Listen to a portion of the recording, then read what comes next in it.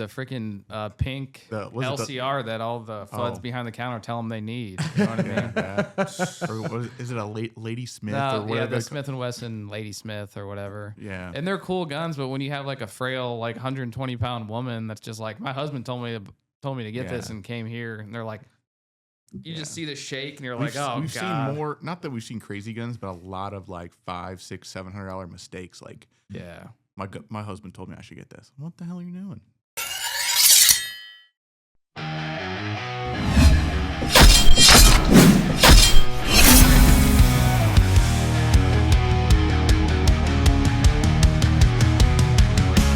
Welcome to the night zone, hear the warriors speak.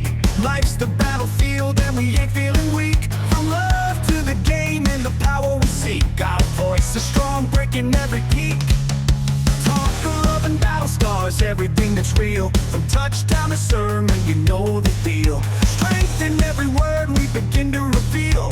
Truth in every tale as our lives we unveil. Talk of love and battle scars, everything that's real. From touchdown to sermon, you know the deal. Strength in every word we begin to reveal. Truth in every tale as our lives we unveil. Protect and provide, we're knights in the fray. Nothing off limits, we got something to say. Life and love, fitness and fight all day. Guys Night Podcast, let's ride the wave.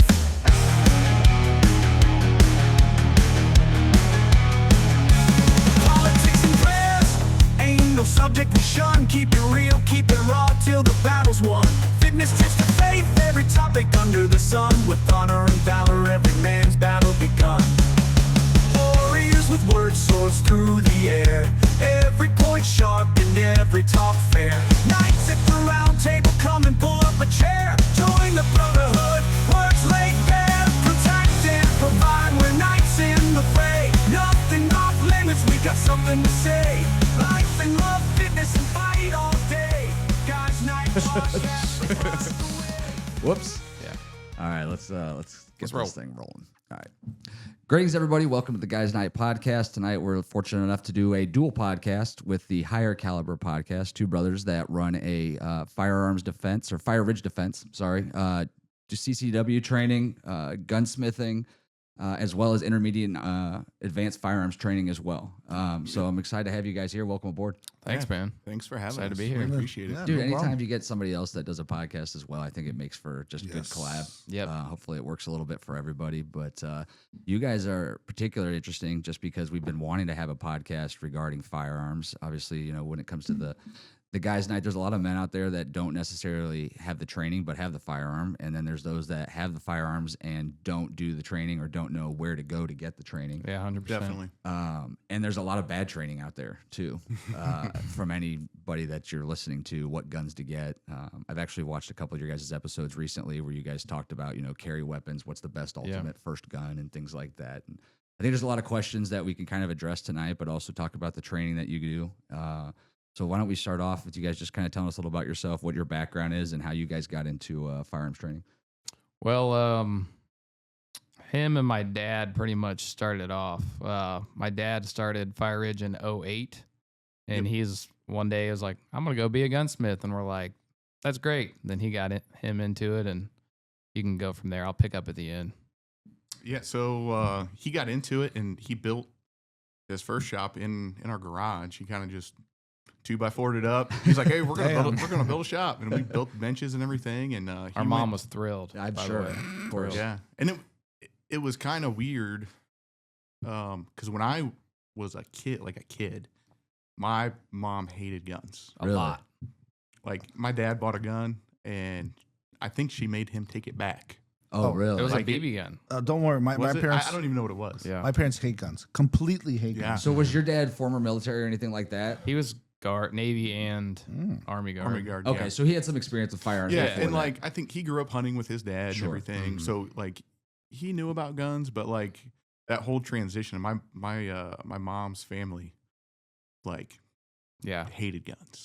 They were just not gun. They weren't people. like screaming. like, but they were still like- hillbillies, which didn't make sense to me. yeah. You It know was, what I it was mean? Yeah. weird. Hillbillies that don't Hillbilly like guns. without the gun. Yeah. Yeah, they Mm. apparently they exist, but yeah. Well, they Um, probably noodle. They go to that noodle Right. end. Oh, the hillbillies that catch Dude, catfish screw with that. their arms. Yeah. I feel like that might be on my bucket list, but I'm scared to death to do Right. that. Dude, they Really? Fucking that one chick that went viral, like catching like 20-pound catfish with her arms. Hannah Barron? Yeah. Yeah. That is insane, dude. I'm like, who wants Yeah. to stick their hole into Not like me, That's dude. probably a not why she Baton went Rouge viral, River, dude? Yeah. She's a looker, let me tell you. Oh But yeah. She was on Only Fish. only cats. Oh, so all right. So your Anyway, so yeah, so we still he took us hunting, you know, like he could have a shotgun, and we just kind of slowly build him up. You know, like how you don't tell your wife you bought that Yeah. gun, it just goes in the safe. I think that's what he did for a while, and then yeah. it was like slowly transitioned. But yeah, we grew up hunting, and he was like, I'm gonna go be a gunsmith. So he, you know, started that whole process, and then started taking in guns. And we lived in a small town, Lucas, you know, a small farming community. So he got the farmers' shotguns and all this stuff, the and hunters, things and, like and that. the hunters. And then he was like, hey, you know, I would always help him in the shop, and Jerrod would help us. And I became of age, and I was like, oh, I guess I'll do it too. So I went and I kind of apprenticed under him or whatever. And Jerrod and his friends slowly, you know, when they became of age, kind of worked into it too. But we got pretty busy there for a while, all word of mouth. We didn't advertise or anything. And then you guys got into concealed carry right in the middle of that. Yeah. So when did you guys start the business? Technically, it was 08. I 08 think was when we started the established. gunsmithing business. Okay, And it was- how long before you guys got into CCW? It was a few years. So It was probably 2010, if not like late 2009. Okay. probably. No, and the gunsmithing, like, did your dad went to school for it? Or Yeah. So he like- actually went to a career school called Penn Foster. Penn Foster. Okay. And they sent you, it was kind of online, like they sent you a bunch of modules and you had to work through Okay. and do all this stuff. And then he had to go and kind of work with some other people. And then that's how I was able to work under him or whatever and Okay. do all my stuff. And Jerrod the same way. Okay. But it was kind of at your own pace. Like it was Okay. kind of, it wasn't, you know, the beginning of online stuff, but it still wasn't as it is today. Sure. Yes. You know, but he would just work on different things and do different things. And like submit them online or like Yep. through the mail and Yeah, stuff. yeah, It was pretty much. snail Okay, mail. okay. Snail Yeah, mail, it was- the whole it was- thing. yeah, still snail mail at Yeah, that time. you had workbooks and everything. Yeah, like I said, you would just do these different. You'd work on these different modules and stuff, and just kind of Because I didn't even know that was even a thing. Like there's gunsmithing school yeah. Yeah. at all. Yeah. Well, it's crazy too because as you guys are talking about that, and obviously things have changed. That was 2010 or whatever, so 2025, everybody's kind of learning stuff online. Do you guys do a lot of content from there on like how to gunsmith or how to do that? Anything? We should do more. I We, mean, we really should. that was our original idea for our podcast was like gun stuff. It's obviously very saturated. So it's like we Yeah. can't really teach Yeah. anybody things you can't already, that hasn't been viewed a million times. You know what I Right. mean? So You could always redo it, like do an update on something. like a spin on it. Yeah, spin on it. Yeah. Like I'm looking online when I looked up gunsmithing and stuff. All the things about ghost guns are coming up now. Right. Everything and anything the- about ghost guns, like like 3D 3D printing stuff Yeah. and how to like do the vectors and stuff on the 3D printer. I'm like, That's something I'd like Yeah. to get into. Not necessarily just ghost guns, but Right. 3D printing printing, yeah. interests me. Yeah, for sure. I need another hobby like a hole in the head. Yeah, exactly. My Right. wife's like, how come you can't just have like a hobby? Instead, you have to go like 110 and be like buy Right. the best of everything and like hopefully you stick with it. And it's like, well, because I don't want to half-ass Yeah, I anything. half-ass Yeah. nothing. Yeah. So you guys get into the CCW training. He starts that, I presume, as well. Or is So that we something actually you do together? became concealed carry instructors at the same time. Okay.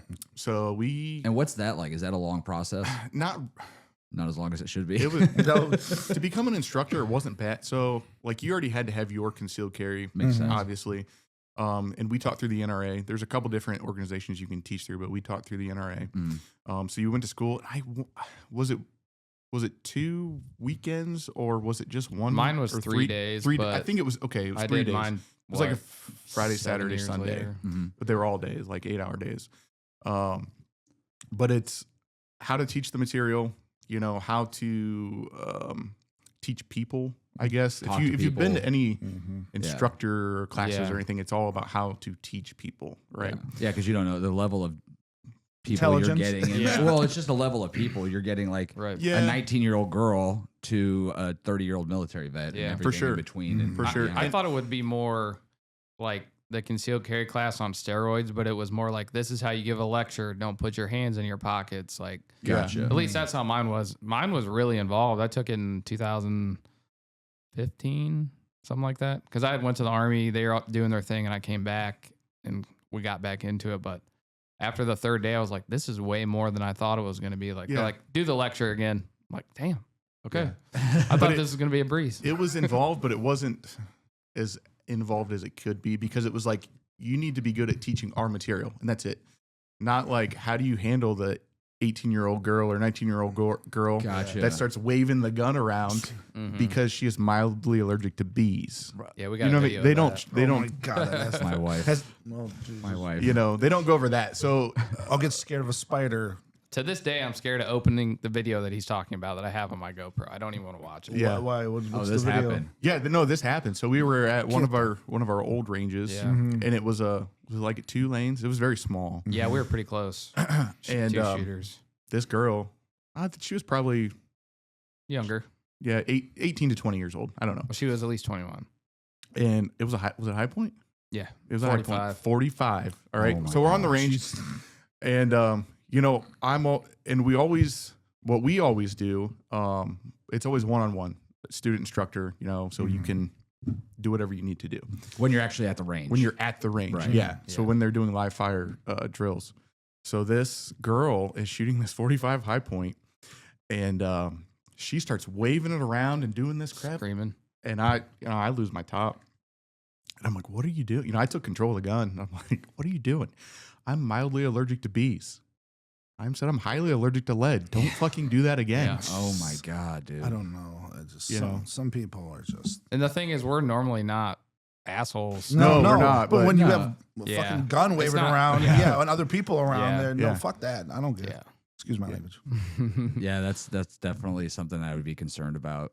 It's, because even when, you know, I talk about time in your military, like even going through like basic and AIT and then doing advanced training, even later, like after you've already done all the, you know, basic and AIT and your unit and stuff, you're going to the range, like sometimes people do something stupid and you're just like, what the fuck, dude? That's a Right. fucking gun. Right. You know, I talked about in the one podcast where somebody didn't clear their weapon correctly when we were in Iraq and fired around in the warehouse that we were sleeping in. Oh. And I was like, Jesus. and I already Yeah. hated this kid. Now I really hated him. Yeah. But it's like, Yeah. and I think that, you know, it comes into when we talk about gun safety and things like that and how obviously the government's got all this desire to take control of, you know, what you can buy and how you can buy it and everything. And everything's brought up around school shootings and things like that. Like, Right. Mhm. I mean, frankly, anything could be dangerous. You can get behind the wheel of a car and do just as much damage as you can do with a weapon. For sure. Yeah, we see it No. all the time. But I can only imagine, like, when you're doing CCW training, like, because that's not part of what you're supposed to do. You're not there to evaluate if somebody should or should not get a CCW. You're there to kind of put them through the class and ensure Right, that you teach right. them all the It's basics. a, it's a basic safety course. Yeah. And pistol function Now- course is all it is. And we reserve the right to not.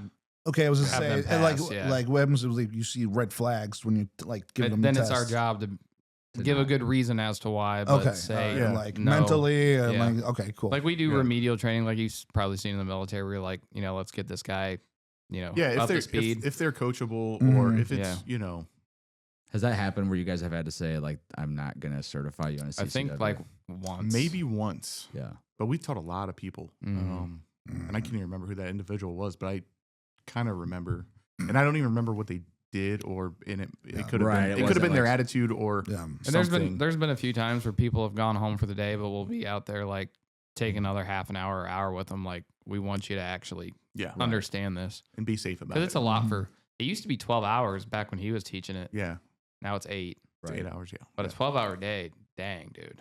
Well, even an 8-hour day, though, I feel Yeah. like the last 2 hours of my CCW, I felt like was like we were having fun, like shooting targets with a Mhm. AR or something like that. Like Right. it wasn't necessarily like but we were a small class. There was like 9 of us or Yeah. something like that. Sure.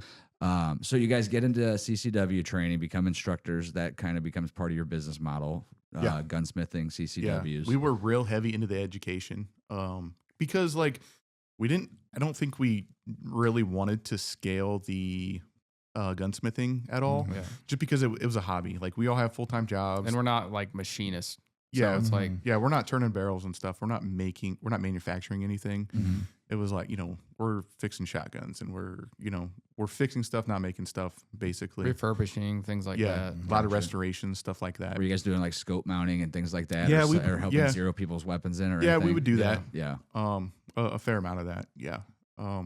But like I said, it's always been a hobby for us because, he's a fireman, I'm a fireman. Dad was a hospital administrator. We all have other I was jobs. a hospital administrator. Didn't see that coming. No. He was also a fireman. Yeah, Was- he was a fireman. Okay.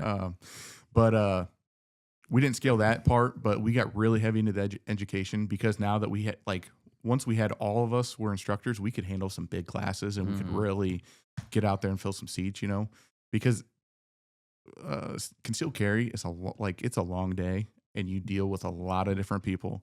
It's not worth the money. Like you don't make money doing concealed carry at all. Right. I don't At see all. Yeah, So I'm trying to think of what the course cost was. Was it is it like $100? So originally we were getting $100 to $125 a student. And then when the market got saturated, there were some people charging $25, $50 for a God. course. Yeah. I mean, so we're Jeez. trying to, and their classes are filling up. Right. And they're having NDs in the class. Yeah, they're getting by the instructors, by the way. Yeah. Wow. But people don't know any different, Right. And Because as instructors, if you say that, then you're jealous that people are getting students in their class. But when you're like, no, we just don't want you to get shot. We don't care if you want to save some money, but please just don't get shot. yeah. So we did that for a long time. We taught a lot of people, a lot of different ranges. But I don't know how much forward you want me to go, but once Ohio passed the permitless carry, dude, our concealed carry classes just tanked. Well, So let's talk about that real quick while we're on topic with the permitless carry. Because what does that actually entail for those listening that aren't familiar? Because I know Ohio's not the first state, but it is new still to us. What is it, 2 years? It's only been, well, Is it? 2 or 3. 2 or 3. Yeah. Yeah. I don't know exactly when it came about. But that's open carry in the sense of can it be concealed? Yeah, still? you can conceal carry. You Yeah. can Yeah. conceal carry We've with had that. open carry in Ohio for a long time. Yeah. Yeah, I know open carry. And it but I gets didn't know- misconstrued a lot. I think people are like, I'm open carrying. And they're like, you have a garment over your holstered weapon. You are not open carrying. Right. And that always got muddy. But Right. And I, to be honest with you, I don't know all the facets of the new law. I know that basically if you don't have a concealed carry and you are able to own firearm, able to own a pistol, you can conceal carry it without a permit in your vehicle, on your person, loaded, ready to go. There are some things that you can't do, like you can't go into a school zone I because see that. there's a section in the concealed carry law where you can go pick up your kid or drop your kid off. You can't go into the school with your gun, but you can have it on you. I believe with the permitless carry, you can't. Gotcha. So there's some places you Yeah, can't. there's like gray areas. Right. And if there's not reciprocity or if another state, like if you cross a state line, I don't know if they recognize any of that. Because I know they carry. that's the biggie. Yeah. So that's what I tell people. Like, you need if you want to take your gun to Florida or West Virginia or wherever, make sure you have your concealed carry because that will enable you to. You don't have to worry about it. Yeah, Right? you can't tell the officer, well, my state says it's okay. And they're Yeah. like, I don't care. Yeah, You with know? concealed carry now, I think can you go 50? It's not 50 states, but it's a lot. It's up there Yeah, quite a bit. I'm sure California and New York are frowning on that. yeah, About it. Illinois. Definitely not. Yeah, Illinois. Yeah. So now where you guys are at now, is that where the intermediate and advanced firearm training started to kick in? Was after this CCW kind of started to take a fall? because they kind of took a fall, and we at that time, kind of before it fell off, we were hosting a lot of big name instructors at our range. It was like a domino effect. We got one big one, and then Then they all just started trickling in. I mean, we Really? had some really big names at our range that are nationally, internationally known with the advanced and for immediate. yeah, mainly the advanced classes. Okay. Like Ernest Langdon, we had Scott Jadlinski, John Murphy. John Murphy. Who else has been there? Kind of keepers, but he was at Belleville. Yeah, Spencer Keepers.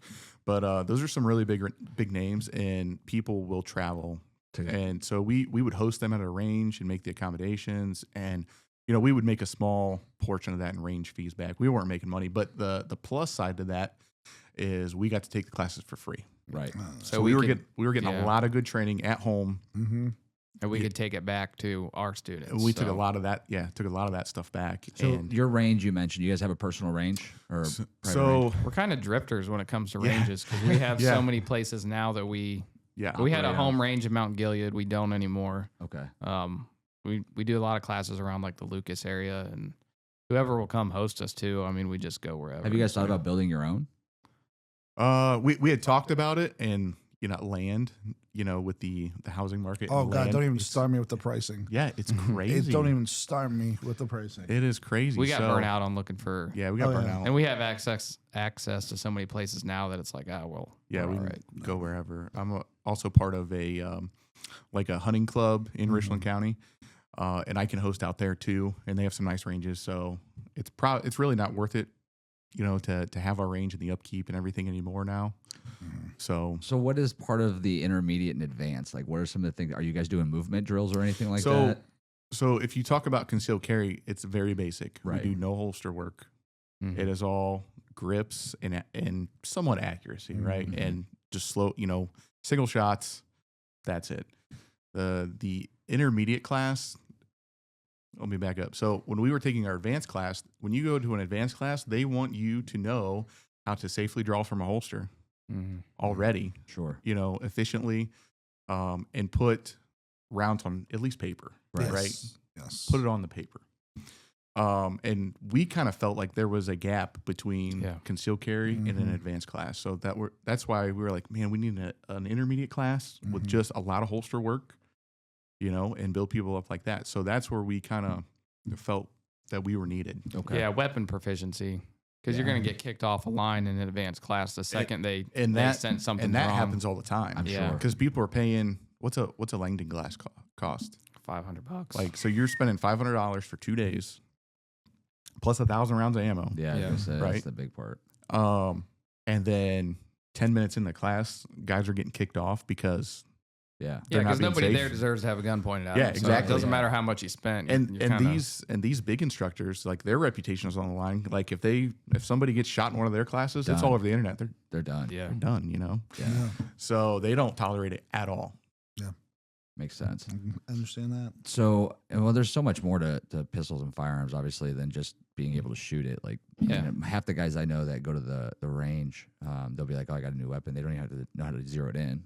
You know what I mean? They don't know how to pop 3 shots, go check your target, make your adjustment. Like, and it's like, man, like, are you prepared to carry? It's one of the things that stuck out to me. So you guys are probably familiar with Tim Kennedy and Sheepdog Response. So I went and did his I forget the name of the class. It's like the Protector 1 class or whatever. And it was actually a really awesome weekend down there in Austin.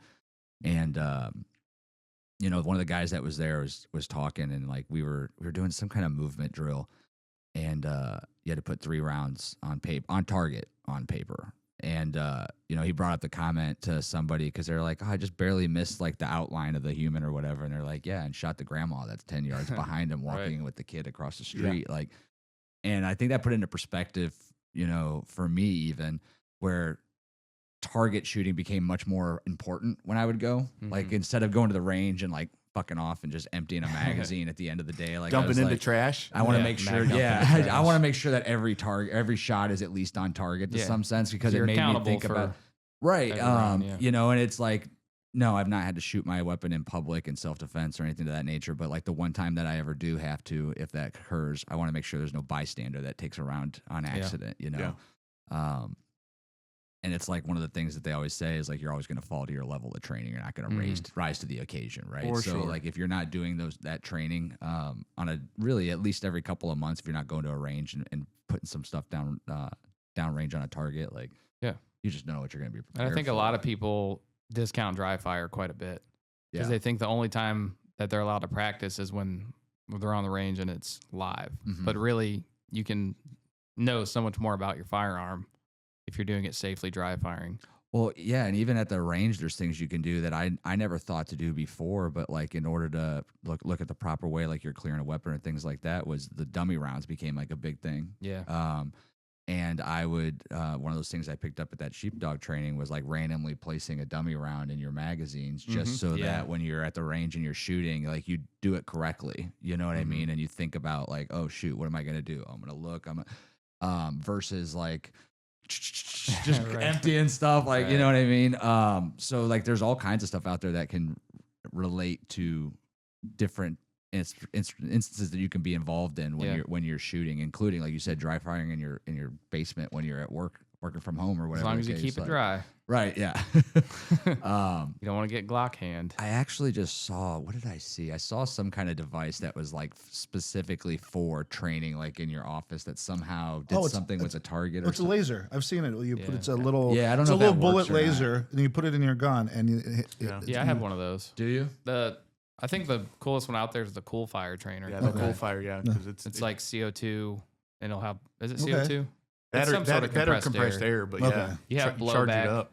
Yeah. It'll actually cycle your gun and stuff. Really? Yeah. That's pretty awesome. Yeah, I mean, there's a lot of stuff out there though that helps with that training that you can do without having to go to a range and drop $100 on ammo. Live fire training, as they say, is supposed to just validate the training that you did, not on the range. You know, you can't your brain knows like, oh God, there's something going to go off here. Like it knows, but that's why I like the ball and dummy drill that we use on the range all the time.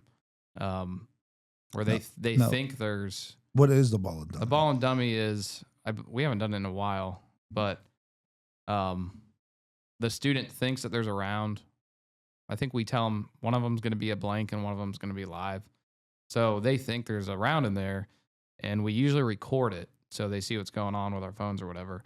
And they press the trigger, and they usually, go low and left because they thought the gun was going to go off. And we're like, see how much input you're putting into the gun before it goes off. Yeah. And they're like, oh, okay. Makes sense. That one's a huge help. Yeah, I can imagine. Yeah, because that flinch beforehand is always like The best thing that's helped me, like I will videotape students shooting from the side with my iPhone in the slow mo.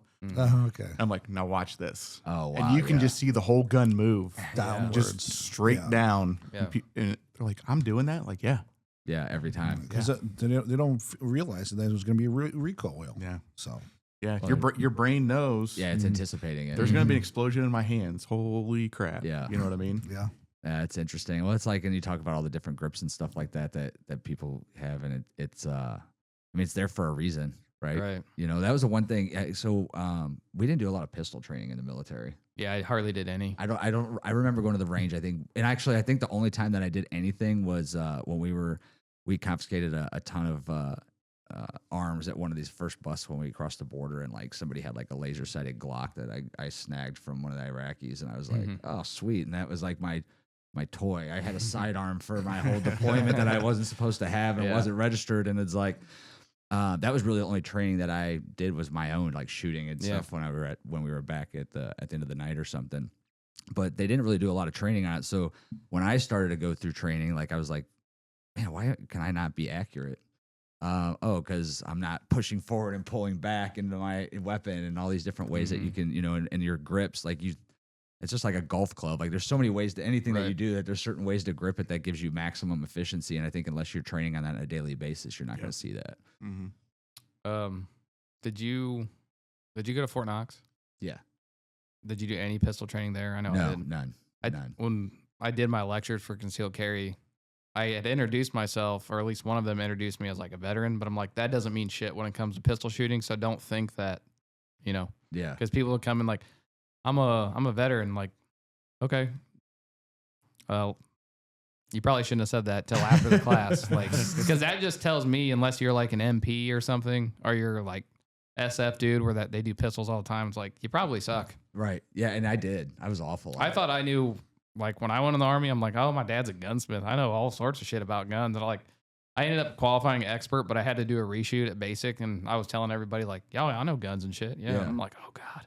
Well, it's like I was like, I've hunted before. I can shoot a gun, and then it came to the first time on the range, and I was like super embarrassed that like I think I only hit like the 50 and the 100 my first time firing an M16. I was like, God, that's really bad, you know. And it's like you don't realize all the little and like you talked about the flinch before you fire. Like it's different when you fire an M16 versus your shotgun. That's for sure. When you're shooting at 20 yards or 30 yards versus 200 meters, and but like you said, like there's no training for it. So being a veteran was really efficient. The only thing that was beneficial as far as being a veteran and firing weapons before that came to it was like learning how to zero in your weapon, learning how to clear your weapon, things like that. But a handgun was just completely different to me as well. So it was all new. And even now, like it's like if I go a while without doing like I haven't been to the range in probably four months now. And I know the next time I go to the range, like I'm gonna suck the first time I it's a shoot. perishable skill. Yeah, it absolutely is if you're not doing it on a day-to-day basis. So how often do you guys do your guys' advanced and intermediate classes? And We haven't done one for a while, to be honest with you. We're actually just getting ready to renew our instructor insurance. Are We you? took like a year hiatus. Yeah, we did. We were focused on the podcast and some other stuff. But Yeah. And it happens. It happens. It's funny because how old are you guys? I'm 38. 33. So as you guys have gotten older, do you find yourself trying to do more with less time? Oh, absolutely. All the time. 100%. Now that we have kids, Yeah. you know? And then do you look back and you're like, God, I wasted so much time in my 20s. Oh, yeah. Right. I tell people all the time. Oh, It's so like much time and money. it's not a midlife crisis. It's like it's more like a realizing life crisis Yeah. where you're like, I only have so much more time to do the stuff that I love. Right. I better just do it all right now. Yep. That's 100% true. But like you said, like it's easy to take your eyes off of one ball and put it on another one for because sure. it's 100%. important. So I mean, we haven't even done an episode in a month. Yeah. No, Or I've longer. I've noticed that. Like I looked Yeah. at online, like it's been like month and a half. Yeah. Summer's been busy for us with vacations and trying to get people scheduled. Like I got 3 or 4 people on the hook, and it's like trying to get a date, you know, smashed down. And it's funny too because we could talk into the podcast thing a little bit, but when you're scheduling guests, like for me, when I schedule you and put you on the schedule, like I don't think about backing up that.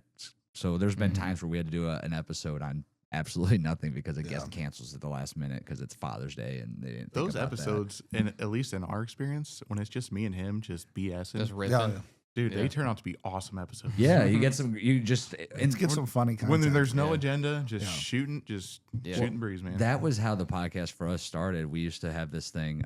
We called it Guys Night. There's like 20 of us that were friends, and once a month we would go out and do something like go to the firing range or go shoot throw axes or something. Yeah. And then we all go grab dinner afterwards, and it usually turned out to like 3 hours of just shooting the shit. And we're like, dude, we should have a podcast like called Guys Night. We could just talk about like what we went and did tonight, and then just shoot the shit for a couple hours. Yeah, and man. unfortunately, you can see only really 1 and 2 of us. Yeah, like Kept it literally. up. It Well, was hard. happens. It was hard to get everybody to do it. But my whole thing was like, look, I'll do the investment. I want to get into this, but I want to do it every week or sometimes twice a week. So if you're not into it, like that's fine.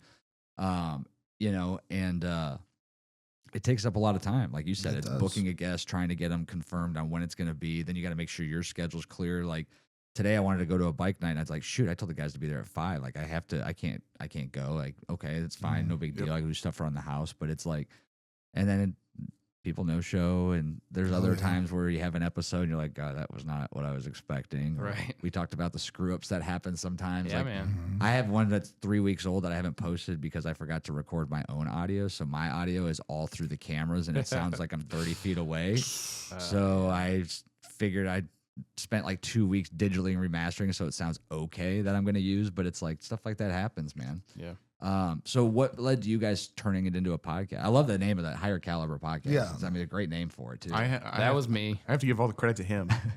Because even like he talked about with Fire Ridge, like, let's get some podcast stuff. And And they're like, all right, that sounds great. yeah, me and my dad were like, yeah, dude, do it. But I don't know anything about it. That's how I it was remember for when me, he too. bought the podcast stuff, like the Gen 1 stuff. The Gen 1 shit. And I'm just yeah. sitting there looking at him like, what in the hell am I going to say in this thing? Yeah. Like, you know, I don't know. But yeah, the podcast is all it's in my basement. I show up and talk. Yeah. I It hope- works out good that way, though. I hope get guests and stuff, but he is That's me and Will. I just show up and talk. Yeah. He's got Yeah, all the dude. stuff. I mean, in at his least there's vicinity. 2 of you guys, though. I mean, if you're helping getting guests and Oh, it things like helps, that. Yeah. You also said you guys are both firefighters, so I'm sure that's led to some interesting guests that you guys have Oh, probably for had sure. on. Yeah, for sure. man. But so yeah, you decided let's do a podcast that kind of goes back to the business, right? Like to the aspect of Fire Ridge and what you guys were doing. Yeah, 100%. So it was like, what, we want to just have a podcast and like talk about what we do? Or? Yeah, we were going to talk about like the original podcast, like, oh, we're going to talk about guns and just see what happens. I actually hurt myself at work. I tore my shoulder and I was sitting there in a sling and I'm just like, drinking all the time. And I'm like, I'm going to do this for real. I'm going to order some stuff. So like the first few episodes, like you can't see them. It's audio only, but I'm just like trying to figure stuff out with a sling on. And like, the higher caliber thing was like, it's a play on guns, obviously. But like we want to talk to individuals that like not did stuff. That's kind of a terrible way to put it, but accomplish something. just make a difference in their communities and things like that. And just higher caliber individuals, if you will. Sure. So Yep. we just kind of, instead of like trying to, you probably know how it is, instead of doing what people think you should do, just do what you want, like interests you the most kind of thing. I think that's what, it's one of those things you learn over time. Like at first, we had this goal of this is what it was going to be. And then nobody wanted to buy in with and show up every week. So I already invested, so I'm not going to let this thing die. Yeah. So, and I actually started enjoying, like after like the 3rd or 4th time we did it, I was like, I really like this. Yeah. Yeah. And then I started just getting interesting guests. And it's like not every, obviously, especially when you start out, like not every guest is going to draw a bunch of reviews and content and Yeah. comments and things like that. I mean, Yeah. even 50 episodes in, I mean, we've had a couple that do really, really well, but I think the idea of it is that I enjoy it. So if I enjoy it, like who cares who's listening? Yeah. And, eventually like, one of the things that happens is, and I'm sure this happened to you guys too, because you guys have a nice setup, is like guests show up and they're like, wow, this is a really nice setup. Yeah. And, I'll make sure I'll tell somebody about you. And then before That's you know usually it, how it goes. Yeah. then that's where some of your Yeah. guests and stuff Yeah, come we've gotten from. leads just from previous guests or whatever. Hey, so and so wants to be on or whatever. But you're exactly right. I think we both do it because we like to do it. Yeah, it's Yeah. fun. I think we talked about that before on one of our shows. Like, not that I don't care what these people think, Sure. but The community. but I do it for myself. Like Yeah. I like helping people, Yeah. and that's what I really dig about it is like kind of like the self betterment. And if you're having trouble with whatever, hopefully you can relate to something or one of our guests. But at the end of the day, I don't. Yeah. We do we've it networked for with a us. lot of great people too. Just Yeah. And all it costs us is a conversation and a few times editing it. So I mean, it seems like pays off. Yeah, I think that's where the networking aspect comes, because like you said, as long as you're interested in it, then it's going to be a good podcast. Like, For sure. There's times where we have a podcast and I'm like, man, that was a really good podcast. And it doesn't get a ton of views, but I'm Right. like, I'm really happy with the questions and the comments and the For sure. stuff like that.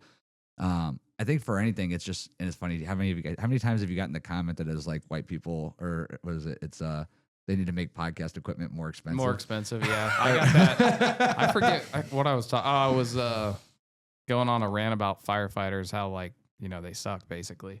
And this guy's like, make podcast equipment more expensive. I'm like, he's right. I mean, he's right. And they got like 37,000 views. I'm like, they didn't need to see me ranting about firemen, but here you are watching it. So thanks. Yeah, it's so funny. I've probably seen that comment a dozen times since we started. It's always a good time. Yeah. I'm glad I'm not the only one. Yeah, not at all.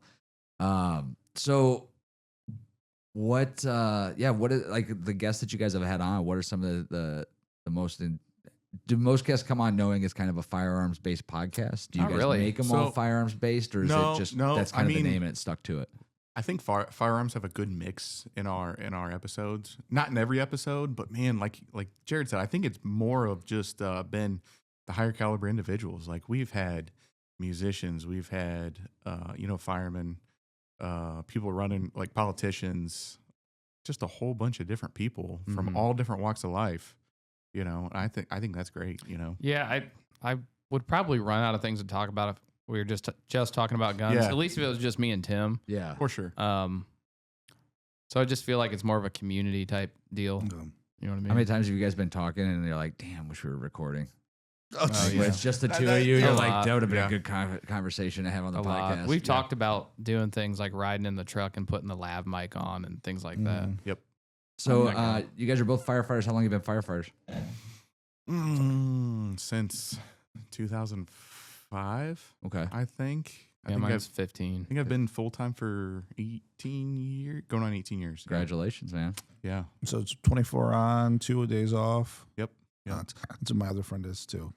Yep. We get Kelly days. Like today is my Kelly day. Every time my shift lands on a Sunday, I have it off. So Oh, really? Nice, real nice. I don't have those. So you much get less anymore. of those than I do. But Yeah. We actually had a couple of guys on. Are you guys familiar? We actually had an episode. This is way back. We need to have those guys on. This was last winter, but we have a Medina County All Hazards team. Oh yeah. Oh, cool. I saw the photos for them. Yeah. oh, did you? Yeah, I We, did photo shoots and he did drone video. That he screwed up his drone. I had to, Yeah, totally crashed. Well, it was they were doing ice rescue training, Mhm. so we went out to a lake where they actually broke the hole in the in the ground, and they were taking the boats out there, and they were dropping the drone, like the underwater drone, into it and stuff like that. Really? It's like for finding bodies or No whatever. kidding. I didn't even know that was a thing, man. Oh yeah, oh yeah, it was yeah. insane. It's, what is that, like $200,000 drone or something? I'm sure it It's is. insane. But Sure so it this all hazard team is essentially it's like it's for the entire county. It's mostly volunteer firefighters that are involved in it, and then it's combined with like the sheriff's department, EMT, and stuff like that. And it's basically like instead of fire police for criminal activity, it's like a I don't know how it's like a task force for like the other stuff that happens. Yeah. Somebody stuck in a tree or something like that, and they practice and they train for all this stuff. So that was a day that they did a full day of ice water training, ice water rescues and things like that. So it was intriguing to have them on, but we had a couple of the firefighters on afterwards, and they were talking, about that training and how really it was just like, it's one other thing to advance your career. And they're like, it's, what are they saying to me is like, it's not just burning buildings anymore. Like people just do so much dumb stuff No, that you it's- have to be trained for that. Yeah. You, like, yeah, dude. I like, some people say it's not the fire department anymore. It's the all hazards department. Yeah, you know, I can see it's- that. Definitely see that. you just, Because everybody if it calls is- us yeah. with their problem. If it's Yeah. something that a cop doesn't need to be there for, then we're there. We took raccoons out of a house the other day. This family had no idea what to do. I'm gonna be honest with you. I didn't touch them. I didn't touch them. But honestly, I don't know what to do either. It's like midnight. A baby raccoon falls out of the ceiling. The kids are trapped in the house because nobody wants to go get the kids, and it's like, What? so Are you serious? yeah. Oh my god. So like, who do you call? Us and Ghostbusters, I guess. But like, Dude, Yeah. that was hilarious. Oh my god. Oh. So has with you guys being firefighters and then doing this training stuff like that, are you guys doing anything with like local police departments, law enforcement, or anything like that? Do you guys do training with them or for them at all, or with the fire department? Mhm. Yeah. Well, or even the local police department? we do. So like he works for a township, so he gets I deal with the county. the county Okay. sheriffs. I work in a city, so I have city police with me. But we have done. We probably don't do enough training together, but like Right. we've done like large scale, like active shooter incident stuff, like working together before. yeah, rescue task force. Yeah, rescue task force is what it's called. We've Okay. done that kind of stuff before, like more like going in to a hot zone or maybe a warm zone, active Yeah. shooter situation. going in Yeah. and grabbing people and stuff and triage and all that. We need That- to do more of it for Yeah, sure. Yeah, it's like it seems like once every couple of years or something. It needs to be. Well, so that let's dig into a Oh, couple this- of things in regards to your guys', to the day job, or not your day jobs. I guess you call them your night jobs, your second jobs, to the company that you guys run. Because firearms training is one of those things that's scrutinized across the country. Oh, for sure. Weapons in general are scrutinized. The Second Amendment is always under fire for one reason or another. Where do you feel that the disconnect is between, or where do you think the increase, I should say, in like school shootings and things like that has happened over the last 5-10 years comes from, and how much do you think any kind of law regarding firearms is going to affect that at all? Well, I mean, to answer the second part, it won't. But the first part, I think a lot of people do a good job, at least they used to, not mentioning the names of the school shooters because it seems like people just want to get noticed. Yeah, I would say noticed and promoted about it. That seems to be It's all the media. Like Yes. I hate the media. Like the media has ruined America in the internet. Oh, yeah. You know what I mean? Like It didn't just start though. it didn't just. You're exactly Like, right. It's you're been my, growing. you're my age, so do you remember killer bees from Africa on the news Yeah. when we were like 10 years old Yeah. or something like that? Right. And it's like it was always kind of there to create fear. Yeah. Mhm. Um, I feel like even like before when the information wasn't at our fingertips, this stuff still went on. We just didn't know about it. Yeah.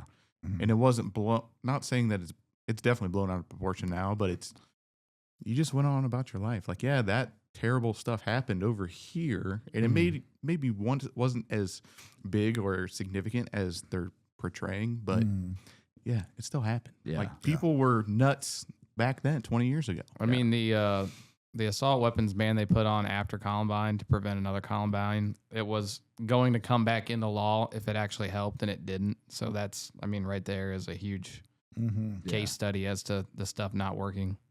I mean, it's funny because I actually just listened to one of your guys' podcasts. I can't remember who. It was an audio only one. I can't remember the guest that you guys had on, but he talked about. Was it the Second Amendment? Wasn't enough? Yeah. We were feeling pretty rowdy that day. I mean, it's hard not to. Yeah, you guys got into some interesting. It's funny. You guys brought up the Las Vegas shooting on there again, and I was like, oh my god, I can't. It's like that, like so tucked under the radar. Yeah, I mean, we it was still don't know anything the about biggest, one of the biggest domestic acts of terrorism, and nobody knows anything about it. Well, it kind of like it did get swept under the rug. I think the only thing that was a big deal about that was it happened at a Jason Aldean concert. Right. Like I think that's the only thing that made the news. it. Right. That's Sad. when we lost bump stocks for the first time. Yeah. So what? Because that was he had a bump stock, right? It was there.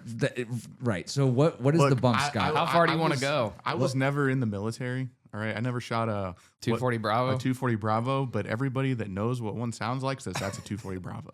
Yeah. What is the bump stock So- for those listening? That So the bump stock is, something that you can put on typically an AR type platform gun, the AR-15.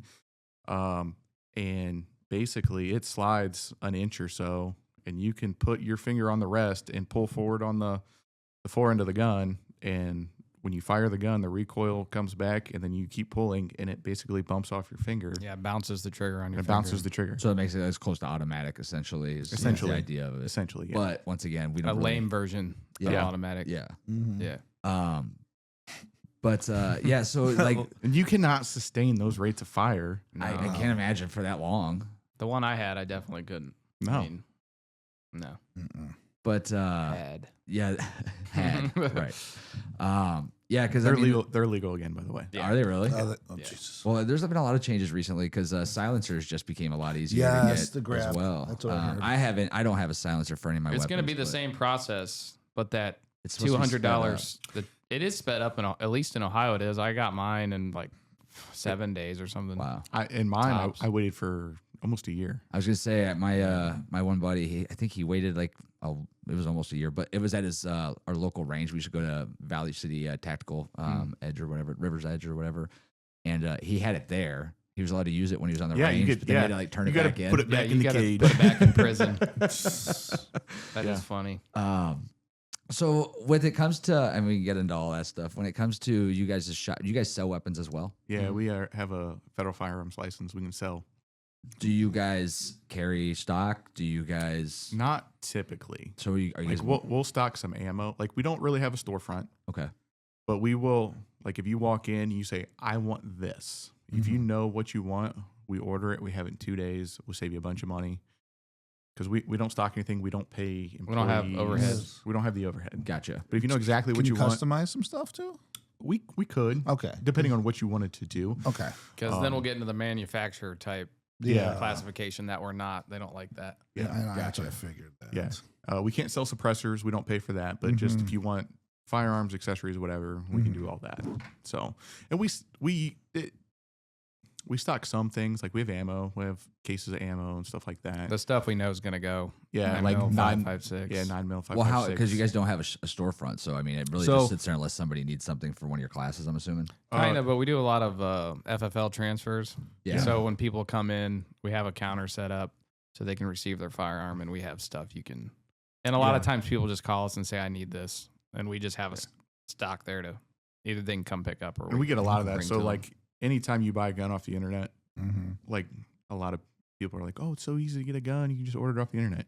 Well, it has to be shipped to an FFL, which that's what we are. So it gets shipped to us. If they have to come in, provide their driver's license, we run the background, the NICS check, the backgrounds check, make sure that they can own the firearm. And then once they do that, we can transfer it over to them. That's how it gets Yeah. logged. It's a paper trail. Yeah. It's not actually a registry. Like Right. the ATF doesn't know exactly what you bought. I'm still wishy-washy on that. Well, they can know, but it doesn't get like we don't log the serial number. They know that you bought a pistol, a rifle, a shotgun, and that's all they know. But that's how they track that. Like if they find this gun with the serial number or whatever, they go to the manufacturer. Hey, where'd this gun go? Then they go, oh, I sold it to this wholesaler. Then they go to the wholesaler. Hey, where'd this gun go? Yeah. Oh, they sold it to Fire Ridge LLP or Fire Ridge Defense. Then they come to us. Hey, where'd this gun go? And then, oh, we sold it to Jerrod. And then they go see Jerrod. Gotcha. So, with you guys selling weapons and obviously gunsmithing, but also doing the training, do a lot of people come to you, and do you guys have recommendations for manufacturers? Do you guys especially when it comes to Weapon concealed types? carry or carry weapons? Do you guys? it all revolves around what they want to do with the gun. If it's for just target practice or if they want it for self-defense or whatever, then we can kind of guide them down that road. And I think we talked about this on a few episodes ago. And basically, as long as it's got a warranty with it and it's reputable, just use it, man. Like, we talked about buying guns, and like you can buy whatever you want, but you're always going to buy another one. You're going to find something that you don't like about it, or hey, I want this feature. You're going to buy something else. So, are you guys manufacturer loyal, like yourselves personally, to the weapons you carry? I think we used to be a lot more than we are now. Yeah, I think so. I don't really get into buying a bunch of different stuff anymore. Like I like HKs and Jerrod likes his Berettas, but we still have a lot of other stuff. Yeah. You know what I mean? I mean, I'm an FN addict. Everything I have is FN. I don't even know where. I think it actually came from. I wanted the 5.7, and so that was like my first second hand gun, because I had a Glock. If we didn't have a Glock, everybody buys a Glock 19. I feel like I've never owned a Glock Glock 25. Really? Yeah, Tim's the outlier, but most people have bought a Glock 19 or own one, or Yeah, it was my first one. I think I sold that one, and I think I bought another one, and I have a Glock 19. And then I was like, I didn't even like it. I don't even know why I bought it. Maybe it's because it was a Glock. Well, it was more like my only experience with a handgun at that point was when I was in Iraq, and I had that Glock that I took. And I did like the fact that it was reliable. I mean, that thing was buried in sand multiple times. And never jammed on me or anything.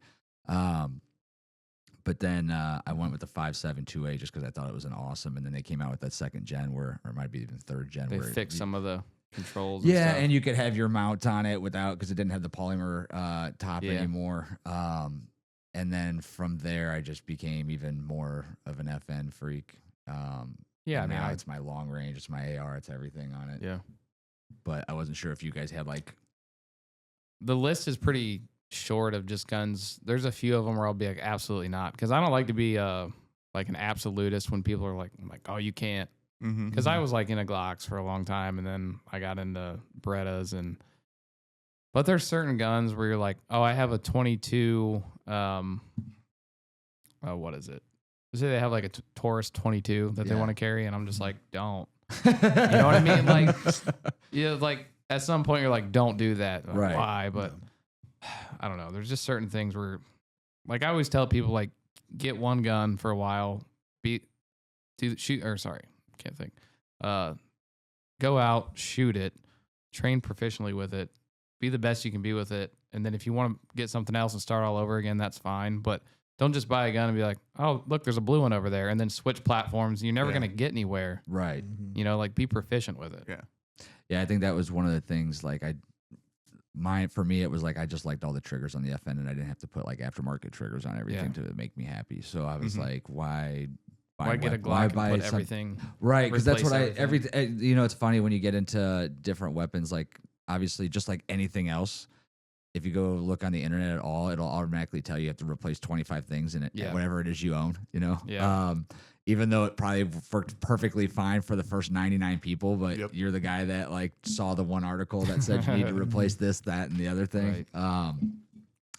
But do you guys, being gunsmiths and working in guns, do you notice that the quality of guns is kind of leveled out as far as they're all I feel reliable like they're for the most so part? competitive anymore that if it's around the same price point and it's the same type of gun, that it's gonna be almost the same as far as reliability. But like, dude, when Springfield, when the grip zone started showing up on the XDs, that was downhill for them. You know what I mean? Like there's certain things where, because we've seen so many guns in classes where like, okay, this is the 5th grip zoned XD that I've seen have a stovepipe, and you can't open it up because of the what is that? The rear backstrap. Yeah. Release will get stuck, and you can't manipulate the gun. And I remember banging one at the range with a log, or something, like trying to get it open. So there are some guns where, like I said, I don't want to be an absolutist where you have to buy this and you have to buy that. There's some where I'm like, probably not. You know, just not a good stay choice. away. You know, what's the craziest gun you've had show up to one of your CCW classes? Has anybody showed up with a revolver? Oh, definitely. Plenty of times. Really? Plenty of times. Yeah, but they can usually shoot them. You get a lot of old guys, unless and some women. Yeah, carry revolvers. What kind of revolver is a woman carrying? Oh, dude, the freaking pink LCR that all the fuds behind the counter tell them they need. You know what I mean? Or is it a Lady Smith? No, or whatever? Yeah, the Smith & Wesson Lady Smith or whatever. Yeah. And they're cool guns, but when you have like a frail, like 120-pound woman that's just like, my husband told me to get this and came here, and they're like, you just see the shake, and you're like, oh, we've God. seen more. Not that we've seen crazy guns, but a lot of like $500, $600, $700 mistakes. Like, my husband told me I should get this. What the hell are you doing? Yeah, it's usually the revolver thing's crazy. We've seen some really old revolvers show up. Really? Yeah. Just like passed down between generations and generations. Yeah. Like, I want to carry this thing. Yeah. Like some of the boomers are really good with them, and you're like, oh, you're good. Like, yeah. But I had one guy, this old farmer dude. There's no shooting and moving in concealed carry. It's just straight up, stand and deliver. And this dude stood on like 1 foot, and he barely touched the ground with his other. He had like a tippy toe on the ground, and dude, he was just dialing him in there. I'm like, I'm not gonna fix his stance. That's him. Yeah, it was like a Camp Perry. Yeah, dude. Match 1911. We try to help people like with their grip and their stance and like all this other stuff, foundational stuff. I was like, this is completely wrong, but he is just so he's good. on the money. And that's what I found too. That like, especially when I was younger, I'm like 24, 25 at the time, and there's dudes like in their 50s, and I'm like, fix your grip, and they're like, yeah, bro, I've been shooting my whole life. And I'm like, well, you've been doing it wrong, but I mean, whatever. Well, and we also see a lot of like your old guys and your farmers that have hunted like since they were 6 years old, and they're they're old now, and it's like they've never touched a pistol. Yeah, you know, they can. That's an odd thing that we found, that a lot of people, they have experience with their rifles and their shotguns, but pistol is like, I'd say it's more common now. Yeah, probably. When you guys first started, when we first started, people just didn't know pistols at all. I feel like a lot more people are carrying nowadays. Yeah, I think so. Yeah, pretty a pretty wide open demographic, women, men, etc. Yeah, I feel like because when concealed carry first came to Ohio, it was like foreign that like, hey, so and so's dad has a concealed carry. Oh, like, holy shit. Yeah, right. Like, man, don't piss that guy off. My dad's had one for 10 years. Do you think that this will ever be something that translates into schools, like training firearms? That's so weird. I feel so weird about that. You do? Because like, do you? The competent person that has a concealed carry, like a teacher that has a concealed carry, like if I knew them, like if I trained them or trained with them, and my kid was in their school, I'd be like, he's good. But like just knowing that some teacher has a pistol doesn't necessarily translate to like them. I think being there's got to be safer.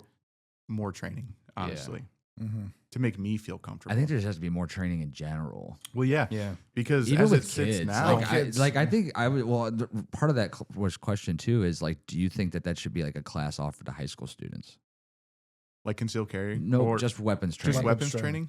Yeah, I think so. Like it's one of those things where we talk about like where our youth is today, and it's like, why don't we're at the point where like, I mean, if you know multiplication and some fractions, like you're pretty good in life for sure. But like, who's teaching them how to invest their money? Who's teaching them like what to do if they come across a firearm or how to work a firearm? Just like some general knowledge things that I feel like with the fact that divorce rates are so high and less dads are in the house than ever, like, and some dads that are in the house aren't knowing anything about that. Like, it's just good knowledge to have. That and I feel like mechanical skills too. Like there are kids that just, other than looking at Instagram, like scrolling, can't do anything. They don't know how to do anything. Yeah. Oh, And there's Yeah, you could easily incorporate like sim rounds or like laser rounds into a classroom environment, I think, and give them the knowledge to be like, this is what you do. Yeah, If you I find think- this, this is where you don't point it. At least like the rules of firearm safety, like break that down. You know what I mean? It's funny you get so much scrutiny, but I'd be interested, like, because you guys are in a small area, rural area in a sense, right, Lucas? You said We're not there anymore. no. We're Okay. just north of there now, but I would just curious if like a local school would be interested in having you guys teach like a class that was like offered as an elective or something of that Right. nature, and how parents and things would take it, just because I think it would be so. 50-50. Maybe not the people. You don't in think it'd be the people in 50-50 by Lucas. chance, do you? Yeah, the people in Lucas would probably like it, but the outside probably not. no, so no, no. much. Yeah. The city people would probably hate it. Yeah. I can see that. Have you Because guys they ever- don't want any. Sorry, they don't want any exposure to it at all. But No. the best thing is more training every Well, time. I say exposure. I say Yeah. more exposure, the better it is. Yeah. 100%. And I think that's where I would go with it, is like just getting kids exposed. Like, For look, sure. you guys don't have to go out and buy guns. You don't have to go to the No, shooting range and not at shoot all. guns. But if you come across one, like, this is a magazine, this is the trigger, this is how it's fired, this is where you don't point it. Like, there are a couple different schools of thought on like how people want their kids to be introduced or not introduced to firearms. And like, so like when my kids, I have a 8 and 10-year-old, so I've been heavy into guns their whole life. Like, guns are no mystery to my kids. Like, there could be a gun on that table and they could be down here playing. They know that they don't mess with that gun. right. Yeah. You know what I mean? They might, when I'm down here, they're like, hey dad, can we see this? Can we check it out? Like, we want to know about you it. should clarify that it doesn't mean you leave loaded Like, guns. no, I don't. No, I don't. But they are not a mystery to my kids. right. You know, my guns are locked up, but when they're out and if we're cleaning a gun or doing whatever, like they don't necessarily know how to load them and do everything, but they're not it's not a big mystery to them. No, but I think, I mean, it also, like, kids are inquisitive, right? So For sure. I'm sure. How old are your kids? 8 and 10. So I'm sure if you're, especially your 10-year-old, but your 8-year-old as well, if they see you on the couch and you're cleaning a weapon or something, or if you're in your, office and you're cleaning a weapon, they can ask you, and the first thing you could be like, hey, you want to make sure it's cleared. This is how you make sure a weapon's cleared for before sure. you even handle it or do anything. Right. And like, that's something, like I said, if it's part of like an education system, and I get it that, it's probably would be heavily scrutinized, but like, if I'm a kid that's never come across a weapon before, and it's got a round in the chamber, because most carry weapons carry, and somebody leaves it somewhere, like, I want them to know to drop the magazine and pull the round out before they do anything, like make sure it's clear, right? So why would I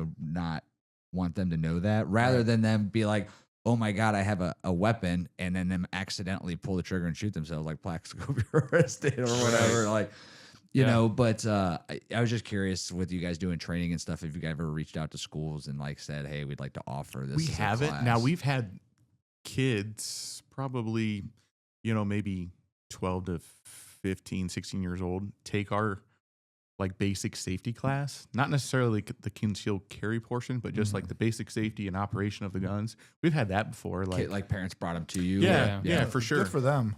Yeah. What's done that the before. overall response on that? Like, I think it's pretty good. Yeah. Like I said, we just kind of take the mystery out of things, and it's like, hey, it's just another piece of equipment, or it's just something else. It's not something. And crazy, you can always know? start early. Like, you have kids with Nerf guns. It doesn't necessarily mean you yell at them every time they shoot their brother or sister with a Nerf gun, but like, hey, maybe keep your finger off the trigger until you're actually ready to shoot it. Like, and start instilling things into them that doesn't make them so lazy with what they're doing, and start it early is the best you can do, really.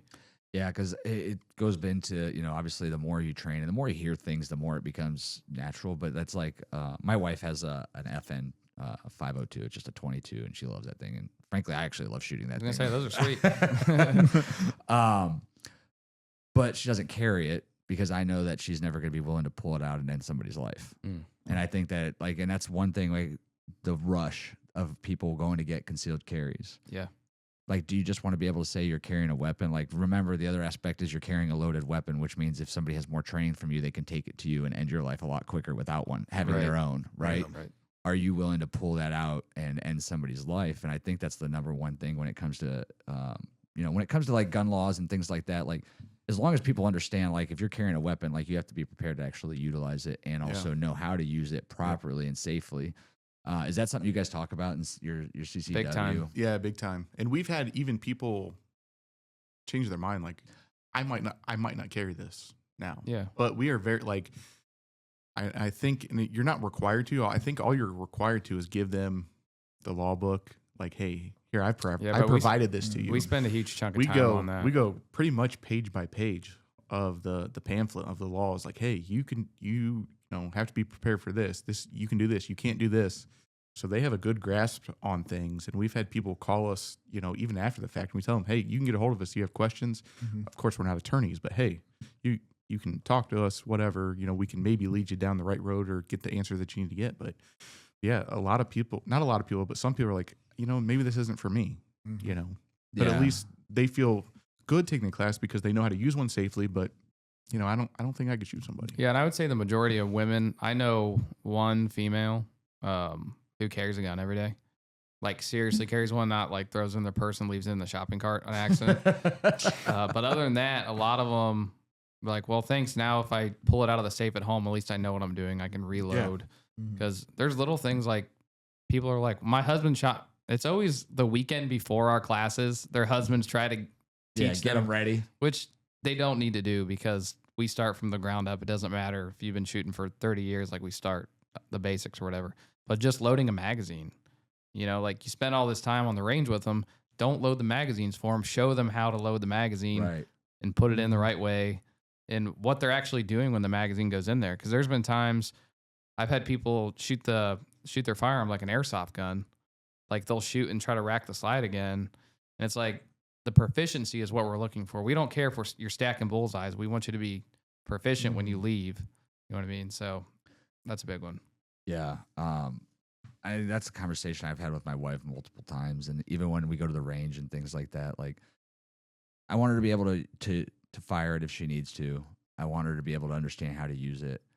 But also, you know, I always tell her, like, if you're actually having to use this to defend yourself, like a lot of shit's gone wrong. Yeah. And I'm probably dead. So if you want to just drop it and run, like that's cool too. Like, because, you know, people don't think about that when man, carrying a weapon, dude, especially if you're doing it in like a responsible way. Like if you're a gangbanger on the east side and you're carrying one every day because you actually are just slinging rock and fucking killing people, that's one thing. But like if you're a responsible human being, like, man, there's been times where I don't even bring a weapon with me just because it's like, do I really want the responsibility of like making sure I'm paying attention to my weapon on my side or where it's at right now? Right.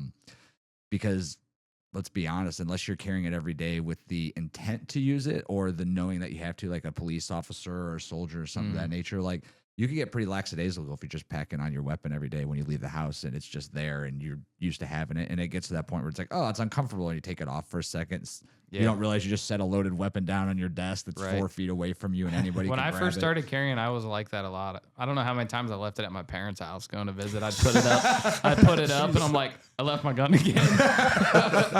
Hey, is my gun over there? Yeah. Oh, is that gun in the I had an instance one time where I would go to the gym every morning and I would carry it with me like an idiot. And usually I would take it off and lock it in my truck before I went in. But like I went in and I was like on a bicycle or something that morning and I took my belt off and I like strapped it to the bike next to me. And like, holy shit, did I leave my fucking thing at the call the gym? They're like, no. And I was like, what the fuck? I like for instant panic, like, holy shit, I left a loaded weapon somewhere I don't know where. And it's mine. What the fuck? Were you getting Army flashbacks when you left your M4 at the chow right. hall? Like I was in like cold sweats and then I realized I just put it in my gym bag. I was with me the whole time. But like I must have called them 5 times. Like, are you sure it's not there? Like that was the scariest. Because I'm 45 totally minutes. a cop.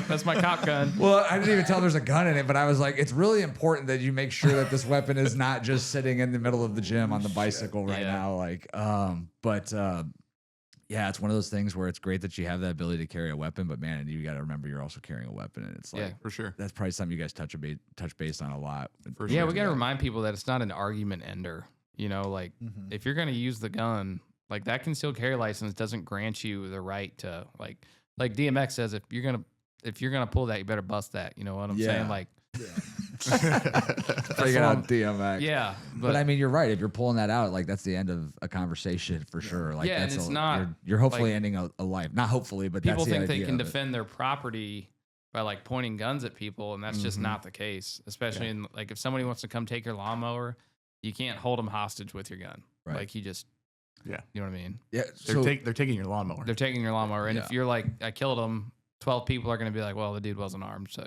you're going to prison. You know what I mean? what is laws? Are you guys familiar with laws in regards to defending your property and stuff like that in Somewhat. Ohio? Somewhat, I mean, I'd imagine you guys would have to, but is the only time you're actually able to fire your weapon and to end somebody in self defense of a real life threat? Like, is there? Yeah.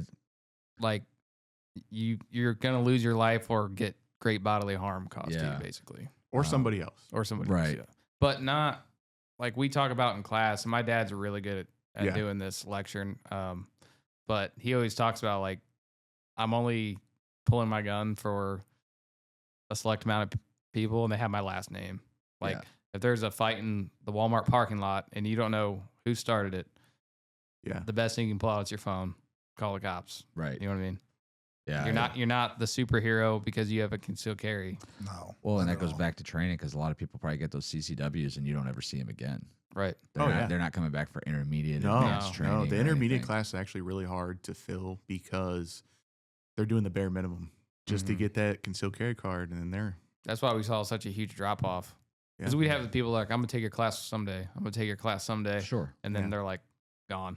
You know what I Yeah. mean? yeah. I'm gonna be on your podcast someday. Gone. You know what I mean? Oh, So yeah. It's people just get a little too like he Yeah. said, we'll explain that whole thing in class and people are like, oh, this is pretty intense stuff. I probably won't even carry a gun Yeah. for that reason. Yep. yeah. Have you ever had any of your students in the news or anything of that nature? Or if you ever heard stories of like students, you're like, shit. I think they had a student. Yeah. I don't think he had a firearm on him at the time. Hmm. And he was actually shot. Oh wow, really? Yeah. Man. So what are the basics of CCW training? Are you guys still having those classes? Or are you guys just They're kinda- very few and far between. We do a lot of so like we used to advertise quite a bit and do a lot of public classes. Now, and they're still few and far between, but we'll do a lot of like private classes, like just a few people or whatever, maybe at their house or even at, one of our places. They actually introduced an online concealed carry portion now too. It's called like a blended learning. So they can do all of the in-class stuff online at their own pace. And then they can come to us and get all the practical stuff checked off, like all the live fire and like loading, reloading, all that and function. They can do that with us. We've done a little bit of that. So I kind of like that one, to be honest with it's you. not bad. Is I it- wish yeah. that I haven't taken the class Mhm. online myself. So I'm like, hey, how was the class? Like, Yeah, right. was it right. good? Like, and then we kind of quiz them throughout the way, like, hey, what's this? Did you learn this and stuff like that? So we'll do that, kind of the onesies and twosies, like, hey, here, like, basically they have to pay us, and we give them an access token to the program. That we pay for. Yeah, we pay Gotcha. for it, Mhm. and then they take it and they say, hey, I'm ready, and then they come out to the range with us and spend a few hours and go over some stuff. Which, when you first hear about it, you're like, oh, you got your concealed carry online? It sounds kind of weird. So, like, when I first heard about it, I'm like, that sounds sketchy. But usually, the max I've ever had for an online class is 3 people. So, I met 3 of them at the range, and we have 2 hours of just nothing but skill building. So, we're just the 3 of them. Yeah. Most of the time, it's only 1 or 2 people. So, you get 2 hours to just go over, like, all the shooting aspects. And Yeah, instead of just that, like, it's kind of nice. 10 minutes a student when they get up on the line and you talk a little bit. Mhm. It's kind of Yeah. nice, that Yeah. aspect. It's pretty nice, but So the with you guys doing the different training and offering, where do you think the firearms training lies with like our law enforcement stuff like that today? they need a lot more. Yeah. Yeah, I was just, A lot more. And we've talked about this before, but if you look up like OPATA qualifications, I mean, especially the advanced classes, they are so much more stringent than what an Ohio police officer has to qualify with every What do you year. mean by that? Like, what are some of the what's So what is standards your? are- I guess we should, before we get into that, let's talk about like what your intermediate and what your advanced classes are, like what they go through and what's expected of them. And well, then it all kind of- depends on the like. Kind of, we would consider an intermediate class one of us putting something together. We never really solidified. We never replicated the same class over and over again, so we don't have the same standards every time. Okay. The advanced we host the advanced instructors. Okay. So we you guys don't yeah, train those. We you- don't call ourselves advanced. We Nope. try to be that bridge between. How often do you guys do the advanced classes? What do you guys? Like I said, we took a year off, Yeah. but we were doing like what 3 or 4 big about 4 big instructors a year. Okay. So we're trying to get back there. Okay. So the next spring, that's where we want to be. So what's expected when they're going to go into these advanced classes? Like, So basically, and like Jerrod said, we've never solidified this Yeah. is what we're doing because it all depends on who your students are. mhm. So we try to, instead of just being like, you're going to do this, this, this, and this, it's like, okay, where are you at right now? Mhm. Gotcha. You know what I mean? And then we're going to build you from there. Okay. But definitely To get to a certain point, though, I'm accepting. yeah. Right? Like, So I- definitely holster work. Okay. And we are pretty stringent on what holsters they bring. Like you can't bring a Serpa holster or, anything like that. Anything that's super floppy. It's got to be a Kydex holster. I was gonna say a Kydex holster and Um, not a what is it? Nylon and like a Black Hawk nylon Yeah. holster. Yeah.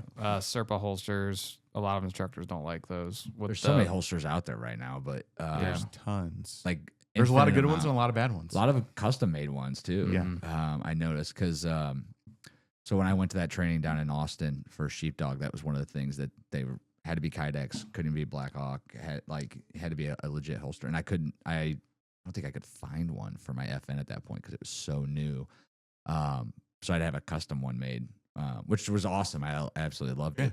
Or no, that's not correct. I needed to have a custom one made. Instead, I got one of the leg strap ones that was like basically a universal because that was the other option. Yeah. Yeah. And I hated it. Yeah. But I hadn't done really any holster work at all leading Yeah. up to that. So that was all new to me. Yeah. Dude, the first professional class we took was a Larry Vickers class, and I got my shit pushed in basically. Like, I'm not gonna say I had no business being there, but there were so many things that I didn't even think about. Oh, Like, yeah. I got yelled at, not bad, but his assistant was like a hard ass, right? So when you reload on the line, you don't take your gun out of the holster, obviously because there's people on the line. But I'm thinking it's time to reload, so I take my gun out. Well, you can take a magazine out and put a fresh one in while it's in the holster, And that's things that we tell people before we go to these advanced classes. Like, if you're going to do a round top off, if there's somebody downrange, don't take your fucking pistol out of the holster. Oh, downrange. Yeah. If somebody's downrange. Yeah. I thought you were saying if everybody's on the line. No, Oh, no. it's like, But what? even then, like if you're getting ready to do a drill and you have one chambered, but you need a fresh mag, you can still just that's the stuff I didn't know. So I know other people don't know that. Right. Yeah, And I that'll didn't. get you kicked out of class. Oh, wow. I didn't completely pull it out, but they're like reload, and I put my hand on the grip, and he immediately was just like, no, kind of thing. I'm like, oh shit. So like, we want people to be able to get to that point, but not get kicked out the first day. Right. But You know what I mean? I would say a lot, like we build off just the holster work in general, like, and we do it super slow. Like, Yeah. So what is holster work? Obviously, we talked about just, just pulling it. safely drawing your pistol Mhm. and presenting it super safely. So we're talking basically. about like not sweeping yourself, not Yep. sweeping other people. It's almost at making the sure that your beginning- finger's off the trigger the entire time. At the right, beginning, you the know? gun's dry. Yep. And we just start doing building blocks. Everything's dry, and then we'll incorporate ammo, and then then we're going to Mhm. incorporate shot. And I'm sorry, guns dry. Dry firing, then incorporate ammo, and then But then it goes from there. And then once everybody's comfortable with that, then we'll get into like some accuracy drills, stuff like that. But nothing crazy in the intermediate Because class. people still want to shoot. Like Yeah. you're not going to pay people money to not shoot. Yeah. But a lot of it really is the boring stuff. just how to be super safe, Yeah. and reholstering too, because a lot of people mess up. That's that where too. people get shot. People get Is reholstering. reholstering their gun. I would say that was because we practiced quite a bit of like holstering before we actually started firing when I was at that class. And that was one of the things, like, man, I was like super self-conscious about that. Like I was like making sure that I was not putting my finger anywhere near the fucking trigger when I was putting it in. Because like, yeah, that's the last thing you want to be known for is the guy who shot himself in the foot or down the leg. I just fucking shot myself. I love that video. So a lot of holster work. Now, when it comes to firing, do you guys do any kind of movement drills at all? We've done some. We've done some, but not a whole lot in the intermediate class. And even a lot of advanced classes, depending on the class you take, at least the ones that we've taken, there's not a ton of movement drills. There's some, like some cover and concealment. Yeah, it type depends on things. the class. Like the last class I took was a competition geared class, so they're teaching you how to shoot on the move. But I think once you get to that point, there's just so much info that like by the end of the day, after like 6 hours, people are cooked. Then you have the gun in their hand. You're like, move around this barrel, and people get sloppy. It's just kind of like, Mm-hmm. So unless you're going to a movement dedicated class, I don't think it's taught all that much. Yeah. Is Brandon Power still teaching anything? I don't think right now. Okay.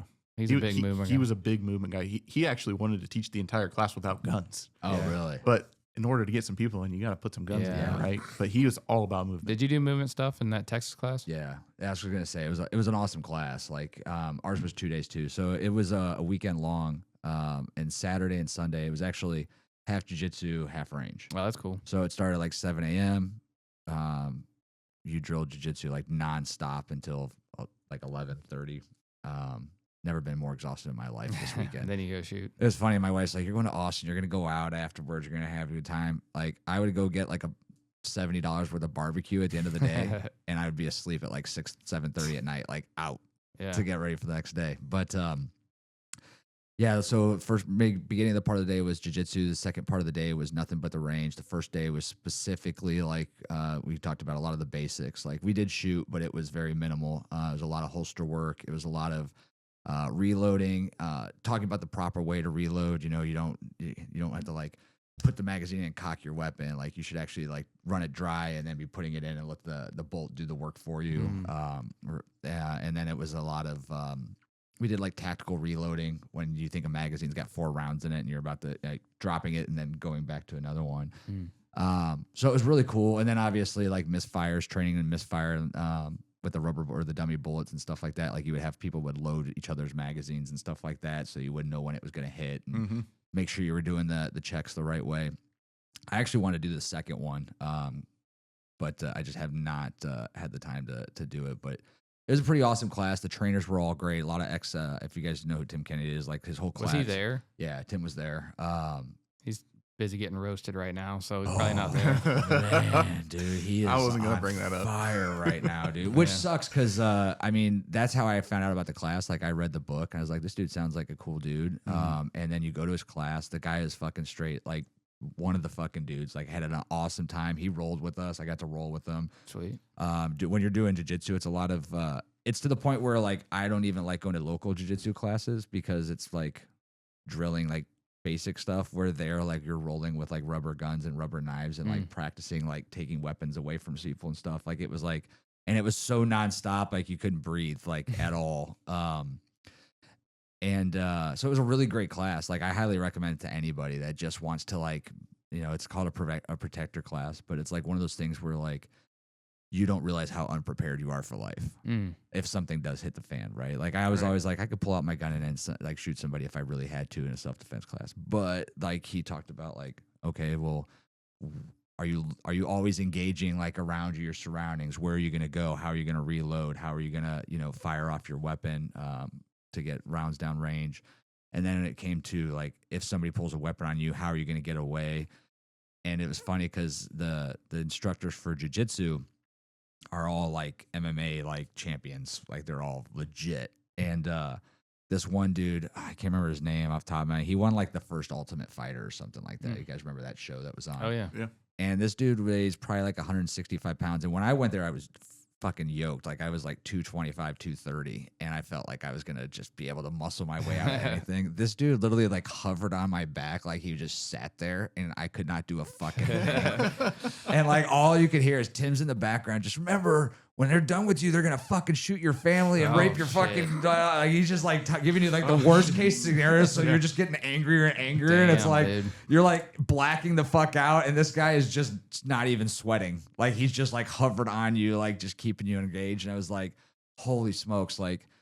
And it was funny because the last day, they have like they do a lot for like free for law enforcement day for training and stuff like that. So they have a in-house like daycare unit, and the guy who runs the daycare unit, flamboyant dude, but he was like 5'8", 160 pounds, and he picked me up to like, he's like, come on, you biggest dude in the room, like come here. And he manhandled me. Like it was like I could do absolutely nothing. This guy could do whatever he wanted to me. And I was like, man, dude, this whole like new generation of silent assassins, they always call them, like you just don't know who can do what. Don't get into a street fight because you don't know if that 120-pound kid is going to roll you up and be done with you in 30 seconds. But it was an awesome class. I highly recommend doing it. I don't know if he's, like I said, I know he's got a lot going on. I just saw as a huge social media apology that came out, but there was a lot of stuff that came out about him in that book, which is surprising. It took like 8 years.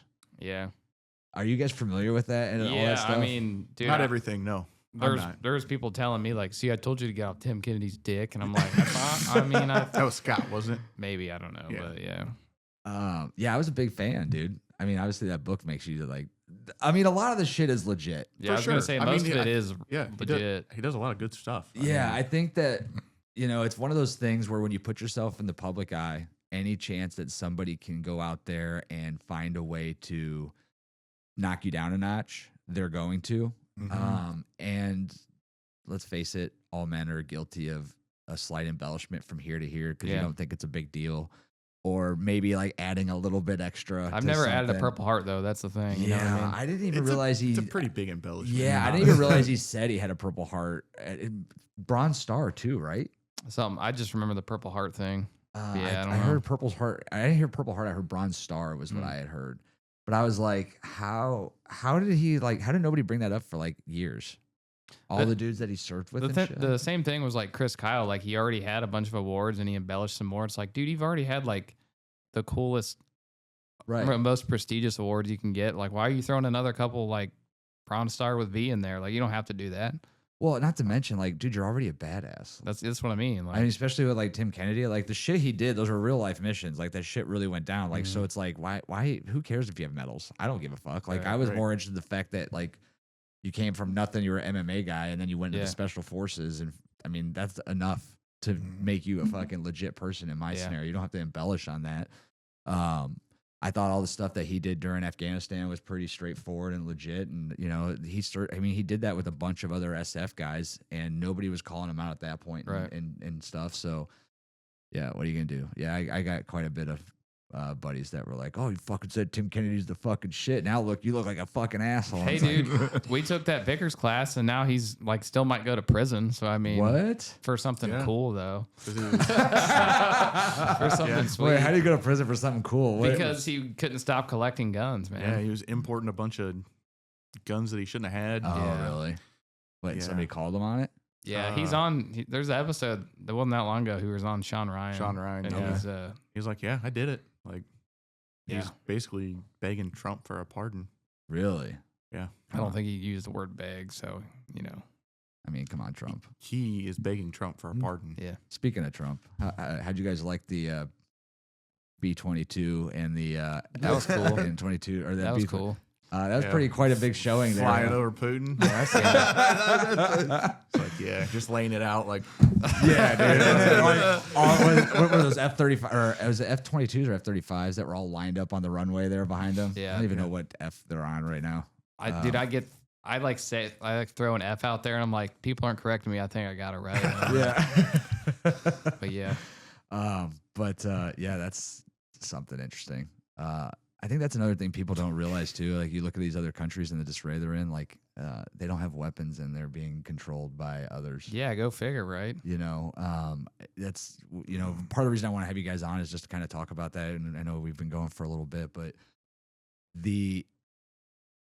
everything's so polarized right now. it doesn't matter what you want to say. You could say like, I don't like cats, and 50% of people hate you, and 50% of people love you. For sure. You know what I mean? But I feel like weapons are always these things that are scrutinized. I was talking about your 2A podcast. You guys brought up the point like, why aren't we worried about kids driving cars through fairgrounds and running over 150 people? I saw that Right. today. I mean, that happened in New Orleans, last year? Do we take cars away from people? Do we tell them that you can only go? The speed limit's 55. So in order to ensure it's 55, should we just make sure all cars are governed at like 65 because that's the high, or 70 because that's the highest speed limit? No, I mean otherwise nobody would ever buy a Corvette, right? Or nobody would buy a sport bike. People want to govern human nature so much, but it's just not. There's certain things we can do, sure, but you can't in a free country though. Yeah. Right. And I mean, everything it appears with our government now is like, it doesn't matter who's in charge. Either way, they have too much control. Oh, 100%. And if you continue to give them that control, I mean, there was a point in time where like I would envision like what I would do if like Humvees started rolling down my development to like knock on doors. I think everybody should have that. Yeah. It's like a healthy. I think it's healthy, especially during COVID. You got to check yourself every once in a while. Like, what are you gonna do? Right. You know what I mean? Like, yeah. My wife's like, "What would you do?" I was like, I don't know. Probably shoot somebody and get them to drive out the freaking garage in my truck as fast as I could. Like, I don't know, but like, it was like a time frame during COVID when I was like watching Red Dawn and everything. I know, dude. It's like, I just watched it again the other day. But, What version? the first one. Okay. yeah. I actually liked the second one. As a The second one standalone wasn't movie, the bad. second one would have been okay, but I feel like they kind of, Yeah, definitely overdone it. But yeah, I mean that goes back into what we were talking about with training of police and stuff like that in firearms. You think it's under? Oh yeah, the OPATA. I can't remember exactly. We've had a couple officers on our podcast talking about it. Dude, it's not good. The qualification, it's like armpit to armpit. As our buddy said, he was an armpit to armpit shooter before he knew anything about actually shooting and did training, and he thought he was like hot shit. What do you mean armpit to armpit? Like a full full silhouette. silhouette. Oh. And you get it somewhere in between here and you're fine. And it's just, they can't afford to send people to training, unfortunately. So I've met so many cops that are awesome at shooting because they want to be, you know what I mean? They take it seriously and they want to go to these classes, but it's usually on their own dime. Yeah, a lot of cops, if they're not getting paid to further their education, they're not going to do it on their own. Yeah. That's crazy. And it's sad that there's like such a lack of training for them. Because like you look at the instances of like a lot of the stopped car shootings and things like that happen. I just saw one the other day, and unless you're training for that scenario, cops just going to empty a magazine out. They shoot to make themselves feel good. I mean, you know what I mean? Like there's there's not a proper response to some of the things that happen. And I feel like it is just a lack of that power of pulling that weapon. Man, you have to realize where it starts and where it ends, and not overdoing it. Like so many police shootings end in like an empty clip. Yeah. And it's like, you shouldn't be that afraid. You should be. Well, it happens. I forget the statistics, and we've talked about this before too, but the average encounter before like semi-automatic weapons, it was like 6 shots fired because they fired the whole revolver. And then it's 15 to 17 rounds per encounter because they fired the whole magazine. Really? Yeah. Because they want it to go away. And I'm not blaming cops personally. Everybody does this. Most people do this. They're like, this is bad. I want it to stop. And then they shoot till it's empty. And usually the encounter's over by the time it's empty, but of course they'll shoot till it's empty. empty. I mean, it should be. Yeah. And if it's not, then you're in trouble. Dude, I watch a lot of these videos on YouTube, that police activity channel. And I don't know what it is about cops sprinting while they shoot, but they always hit people when they sprint. I don't get it. They stand completely still and they can't hit anybody, but I'm like, oh, this dude's sprinting. He's got him, man. I don't know what it is. Yeah, it's intense. And that's sad to hear that there's a lack of training that's out there for it. Now, you said you guys have cops that come to you for additional training, though? We've had some for sure, yeah. For sure. And you see, like, the advanced classes that we take, there's a few cops sprinkled in there, you know, that are really good shooters, but they want to be, you know what I mean? They're not made to be there, but. Right. Yeah, I'd imagine that's got to be something a lot of it's ego, too. They're like, shit, I'm a cop. Why do I need to train with you peasants? You know what I mean? Yeah, I can see that. Show you a million reasons. Yeah. Where else do I want to go with that? So, where do you guys envision kind of the future of the defense classes and stuff like that going? Do you guys looking at expanding on that? Is that something that you guys want to do? I mean, obviously you have families, or you have wife and 2 kids. Mm-hmm. Families? Yeah. I got a wife and 2 kids, but I think we're gonna go back to well, first we're getting our insurance renewed to actually do it again. Yep. We're kind of gonna see how it goes. Get our feelers out there and do more promo type of stuff. But I like the where we were at. Like I think that's a perfect wheelhouse for us. Like right in the middle kind of deal. For sure. Yeah, we just got to figure out. It's hard to get somebody that's done the bare minimum to want to do more because they have that mentality like I'm just fucking pull my gun out and I'm gonna shoot somebody. And honestly, it's such a small. You know what I mean? These instructors that do it all the time fight over the same group of 5,000 people. For sure. That's the hard part. Like, if and they're taking the same 5 classes ahead. from the same 5 people. You know what I mean? Yep. And there's other great instructors out there that teach more of the probably upper end, intermediate to advanced classes that aren't getting that spotlight because people just they have maybe a different idea or a different way of teaching. Like John Murphy, for instance, I know he had trouble filling a lot of classes there for a while. But man, his class, it's an intermediate class, I would say, but man, what he was teaching was just awesome. Like, give me an example. Like, So the one class I took from him was what was it called, like street encounters or something like that. But it was all like situational awareness and using pepper spray, like some less lethal stuff, all the way up to the gun. What I really liked about his class, because have you ever shot like off a timer before? Like off the beep? That's when you draw that'll and go. induce the panic. no. So Will it? yeah, so a lot of the advanced classes use a timer. Well, John Murphy's class that I took, he used visual cues instead of off of a beeper or something auditory like that, and that was pretty cool because you're not going to have a beeper in a self-defense situation, right? Right. So his was like a laser point, like different color laser pointers or stuff like that. And he actually had some targets on this like cart thing, had wheels, and the other half of the class could move it on ropes like behind you, and it could do stuff. Was that not remote controlled? That was all. That was all ropes, man. It looks remote controlled. That's cool. It was ropes, yeah. I think he actually has a remote control one now. I think he's upgraded. But his class was awesome, and he said it was a little bit controversial, but he actually roped everybody's guns. Made them super safe. Put a rope through the chamber, so that cleared everything, and you could actually draw your carry gun. And now we pointed at him. He was like, "It's only me," but we pointed it at him. He would come up and he would kind of escalate a threat and everything. And then when you thought it was time to pull your weapon, you did, and you could draw on him. He said, "How many people have actually drawn their weapon and pointed it at a person?" Yeah. You know what I mean? Not many. Well, I would say that's but it was super safe. I would say Right. Super safe. You know what I mean? But I never got to experience that until you did that class. day. Did it change your reflection on it? Like, did you reflect on that afterwards? Like, Kinda, but yeah. it just And he's like a stranger screaming in your, not a stranger, but he's screaming in your face, and you're like, Yeah. Jesus, dude. yeah. but it was so awesome. And pepper, like we had just the Palm. balls. the palm pepper spray. The brand. But they have training cartridges that's not actual, Like you know, water. doesn't have the Oh, it doesn't melt your face. it doesn't have the spicy stuff in it. Yeah. But he was like, get to see how this stuff works, and you spray him, and it was very awesome. But he doesn't get the credit that the spotlight that he deserves because he has a super awesome class. So it's interesting you say that because I think that is I think that's why more people don't do weapons training is because it feels like it's all the same. I think that's why I spent the money to go down to that class in Austin, and they actually do them in Cleveland and stuff like that. Okay, that's cool. He does them like all over the country, but it was like a whole different perspective.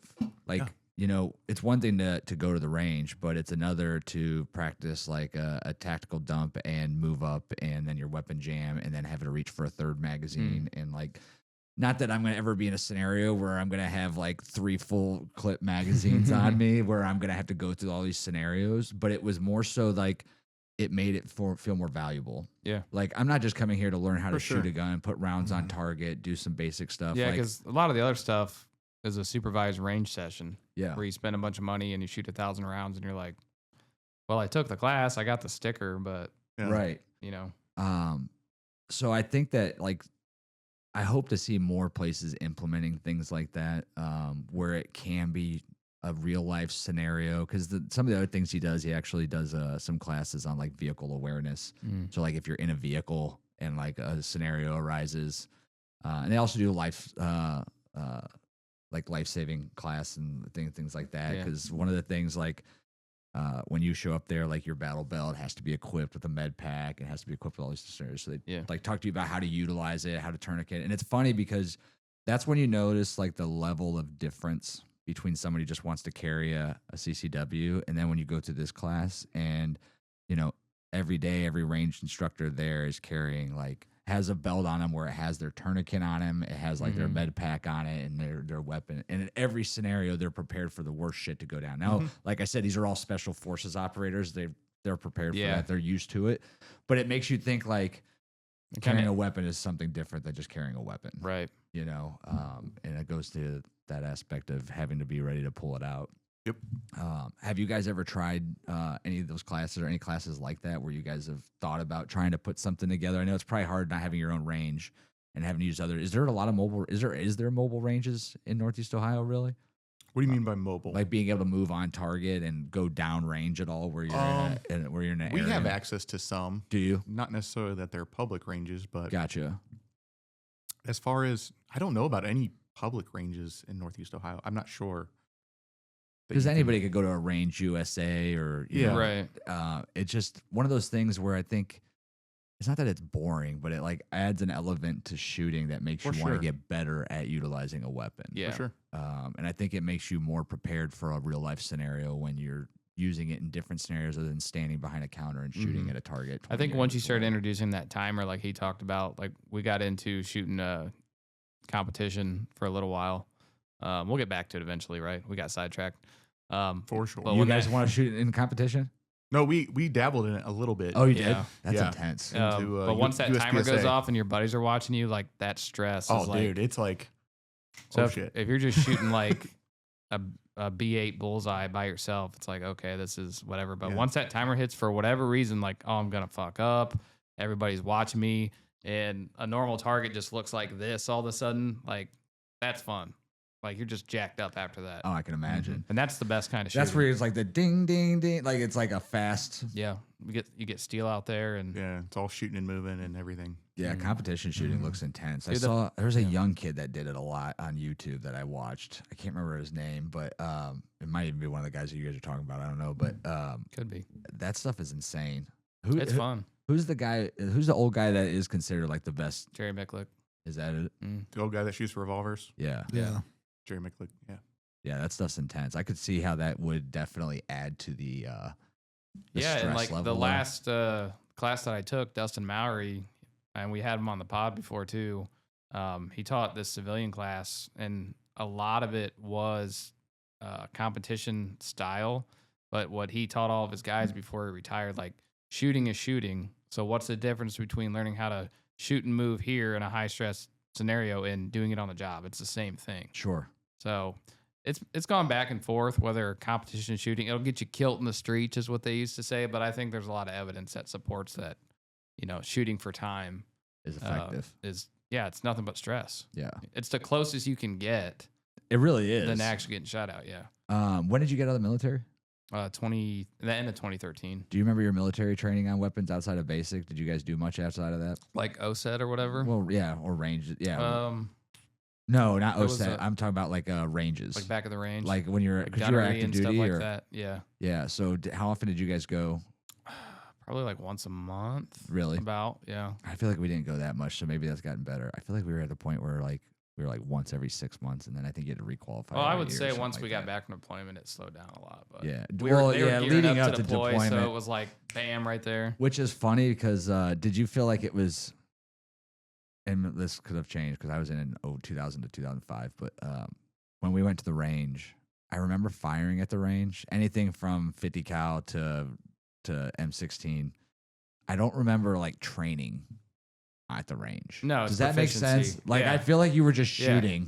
Yeah, it's not training. Nobody was like watching your targets to see what No. you were hitting, to see if you were hitting anything. No, it's like Right. Just getting some reps in. well, Yeah. it's just That's- funny that's because what it is, it's reps. you brought all that stuff with talking about where police training is and things like that and the lack of it, and it's like I don't even think our soldiers are necessarily that equipped. Like and Oh, no. we had who was it that was on talked about the difference between like enlisted soldier and special forces has gotten so drastically it's separated dramatically high. because there's just so limited training. And I was just wondering because there's age gap there for us, Yeah. 10, 15 years, like how, if you remember any kind of training at all during that point. 'Cause Dude, we did a lot, like gunnery and stuff like that, but it wasn't like, this is how you get better. It was Yeah. just like, do good this time, maybe, like, you know what I mean? yeah. It was like, but you didn't have any reference to get better from. Just, try not to suck. Yeah. You know what I mean? Well, even when we were in country, like obviously the first time I went to Iraq, we crossed the border, so there was no time to your Yeah. training was live training. Yeah. But like the second time is like, man, like when we'd come back off mission and somebody would fuck up, like nobody took that guy out to like an area and was like, hey, you need to be better at this. Like, Yeah. and it's like, it Yeah. makes me think about it now as I'm older and we're having this conversation about training on so many different levels. Like, does the military really do a good job of making sure, like and then they say they're a veteran when they show up to your CCW class and be like, bro, I know you just sprayed and prayed. Yeah. Like that's all Yeah. you did when you were at the range. Like the only remedial training we had with a guy in country is he couldn't qualify with his or zero his M4, so they gave him a 240, and he still fucking stuck with that. So like, Sounds like a good decision. I know. Oh, you but- can't shoot this in a 3-round clip, but you can fire this unlimited round magazine drum. Yeah, that's how. Shoot more. And that's what we tried to do. Like spray and pray. that's what we tried to do with concealed carry class. Like there's often times where I told them like, and I appreciate it now, but there was a lot of times where I'm like, guys, we don't have to do this part. And they're like, but this is just what we do. And I'm like, we're spending way too long talking about some shit we don't need to be talking about. Like the law thing. I'm just like, give them the book. But now I appreciate it more, But there were certainly classes people have taken where they're like, shoot this or this paper plate. Okay, you're done. Good, go. You know what I mean? Yeah. Like, it's dangerous, man. Because people think that they're good. They're not good. You don't know what you don't know. Yeah. Yeah, I agree. Hopefully training. I mean, I think that it's funny how we look at, instead of more training, we look at ways to take things away from Yeah. people in this country right now. Because what you guys are doing, like we said, I mean, even if it's something that every student has to, in order to graduate, you have to have a weapons class. Like, Mhm. why is that a bad thing? Right. Like, why would we not? It's no different than putting your kid through swim class, like Or you guys- driver's ed. or driver's ed, Yeah. or anything else to be prepared. You're teaching them math for real life, scenarios, whatever the case might be. Like, the more that you can put in front of our kids, and then when it comes to ongoing training, like adults just need to be more responsible. Like, Yeah. I mean, so many people I hear are like, "Oh, I just bought a new AR." Why? I don't know. Because I It's like, can. well, have you fired it? No, I'm gonna go to the range. Like, it's funny because I actually just had one of my wife's friends. They're like, "Oh, I just bought a new AR." I was like, "That's sweet, dude." And he's like, "Where should I go to fire it?" And I was like, I mean, there's a lot of ranges around here, but I mean, you can go to, I always say the place in Valley City is close to here. And I like the guy who owns it. He's a good old boy that's like 6'8", 260. Like, this dude is a big dude, but he'll talk your ear off. I was like, that's a great range to go. He's like, I want to shoot long distance. I'm like, well, you should probably zero it in first. Like, what do you mean? Like, Oh no. oh God, No. but people, like, if you don't have any firearms experience, that's fine that you want to go get an AR. Like, I'm not against that. Everybody should own one. Right. But you should know how to do the basics, like zero it in specifically. Yeah. So that Ask you're not, somebody. yeah. And then that's one of those things. Do you guys do any training on rifles, or are you guys strictly pistol? Jared did Yeah, a I did some. few. I did some like real basic, like you were talking about, like, okay, you have an AR, now what? Like field stripping, zeroing, that kind of stuff. Do you guys have a lot of people that show up with a lot of your classes with like red dots and stuff like that now? It's like, I feel like that's the thing. They're it's becoming getting very there. popular. Yeah. Do you guys have a favorite red dot? I don't know. We're both rocking SROs right Yeah. now. Yeah. SRO, who's that? Trijicon. from? Trijicon SRO. SROs. Oh, really? I got an RMR on one of my carries, but I've got a hollow sun on another. and a one. hollow, like I think we've almost tried them all. I have a Holliston. I don't like my Holliston. I think it was considered like one of the best when I bought it, but I like my Delta points better. For I was sure. gonna say I just sold a Glock 34. Yeah, Glock 34 with a Delta point on. I loved it. Yeah. The glass was so clear. Yeah. But I think the more that I shoot, I don't really care about like the glass clarity anymore. You know what I mean? Like it doesn't really. Yeah. When I was new, it was just. This is one of those things that I talk about when it goes into training. Like I could zero in with iron sights, no problem. I suck. I don't know what it is. Like I feel like I change my sight every time I look down a red dot. So when people are like, "Oh, red dot, I gotta have a red dot," I'm like, I don't know that it's necessarily. I mean, I know like once you get used to it is, but Yeah, maybe the I'm just learning not curve. still used to it. There's a big learning curve. Yeah. I feel like, you know what I mean? Like, because if you're not looking down your sights in your iron sights through your red dot, then that red dot could be like Hanging out over here. Yeah, like Yeah. I mean, it just It so throws it's, you off. I would love to do some additional training on that for sure, just to get more used to it because I have only fired I think twice since I put it on my sidearm. And it's hard to go from, at least growing up, I would always look out at irons with one eye closed or whatever. But when you go straight to a dot, you keep both eyes open and you superimpose it on a target, and you have to get away from trying to treat the dot like you're looking down a scope. Yeah. So like that's really hard. But once the learning curve, you get on the other side of the learning curve, then it's like fast food. You know what I mean? Yeah. Like everything's fine. That was one of the things that I also picked up at that class that I was surprised with. I was always used to one eye closed when I fired, and the whole time there is like you never shoot with one eye closed because you can't see like around you, your surroundings and stuff like that. And And you're just realistically not going to do it. right. In an And encounter. getting used to that was like, holy smokes, this is like really difficult to like keep your It's hard to both get used eyes to. open. And it's like one of those things that, you know, at that point, like I had fired, you know, plenty of rounds. I had experience with a pistol. And in the military, they never teach you about shooting with both eyes open. And you don't realize like how much of your vision you close off when you're doing that. And it's like, wow, that makes a huge difference. I can see a lot more of what's going on. And then it's now you got to relearn how you're looking down the sights and everything else. But yeah, it's good that you guys are out there and that you guys are doing this. It's glad to hear that you guys are going to be back on track. So hoping your license will be ready to go by when again? Spring of 26. Spring of 26? Yeah. Yeah. Our license is good. We dropped our insurance because it's expensive. And there's a lot of instructors I feel, I don't know for sure, but that Might don't not carry have it. insurance. Really? Maybe. You Like know, just like hoping on a prayer that nobody shoots we somebody. carry a couple $1 million, you know. Yeah. So Yeah, we kept our gunsmithing insurance, but the training part, we're getting it renewed, but we'll have our ducks in a row by spring. Yep. So Any big plans for next year then? Just is it going to start off with back to the CCW or are you We're guys gonna- get away we're from talking concealed? about it. Maybe trying some traditional concealed carry. Maybe it's been long enough that, you know, people actually want to get their concealed carry again. You know, the newness of the permitless carry is worn off, and it's like, all right, let's get back to it. Yeah. You know. yeah. I think if you guys do some, especially with, you know, your channels, do some content on like the differences. I think that would be extremely beneficial because like I haven't renewed my concealed carry. I didn't see a reason to, but maybe if I understood some of the laws and I didn't think about something like carrying out of state. Yeah, traveling. And Especially if we go riding up in Michigan or West Virginia, it's all right. But like West Virginia, everybody got guns. but it's good to know some of those differences. And then I think that's where, you know, when you guys talk about doing content and stuff for the training aspect of it, it'd be good to see what some of those differences are and do time on them. Because while there might be a ton of people out there putting that information out there, they might not all be from Ohio. That's a good point. You know, and specifically, I mean, I wish I knew how the algorithm worked, but I'd imagine that there's a lot of people out there looking for. I know for a fact that I've looked at for stuff that's Ohio based when it comes to training or when it comes to like different laws and stuff like that, and it's still tough to find. So it might be a niche for you guys in that market.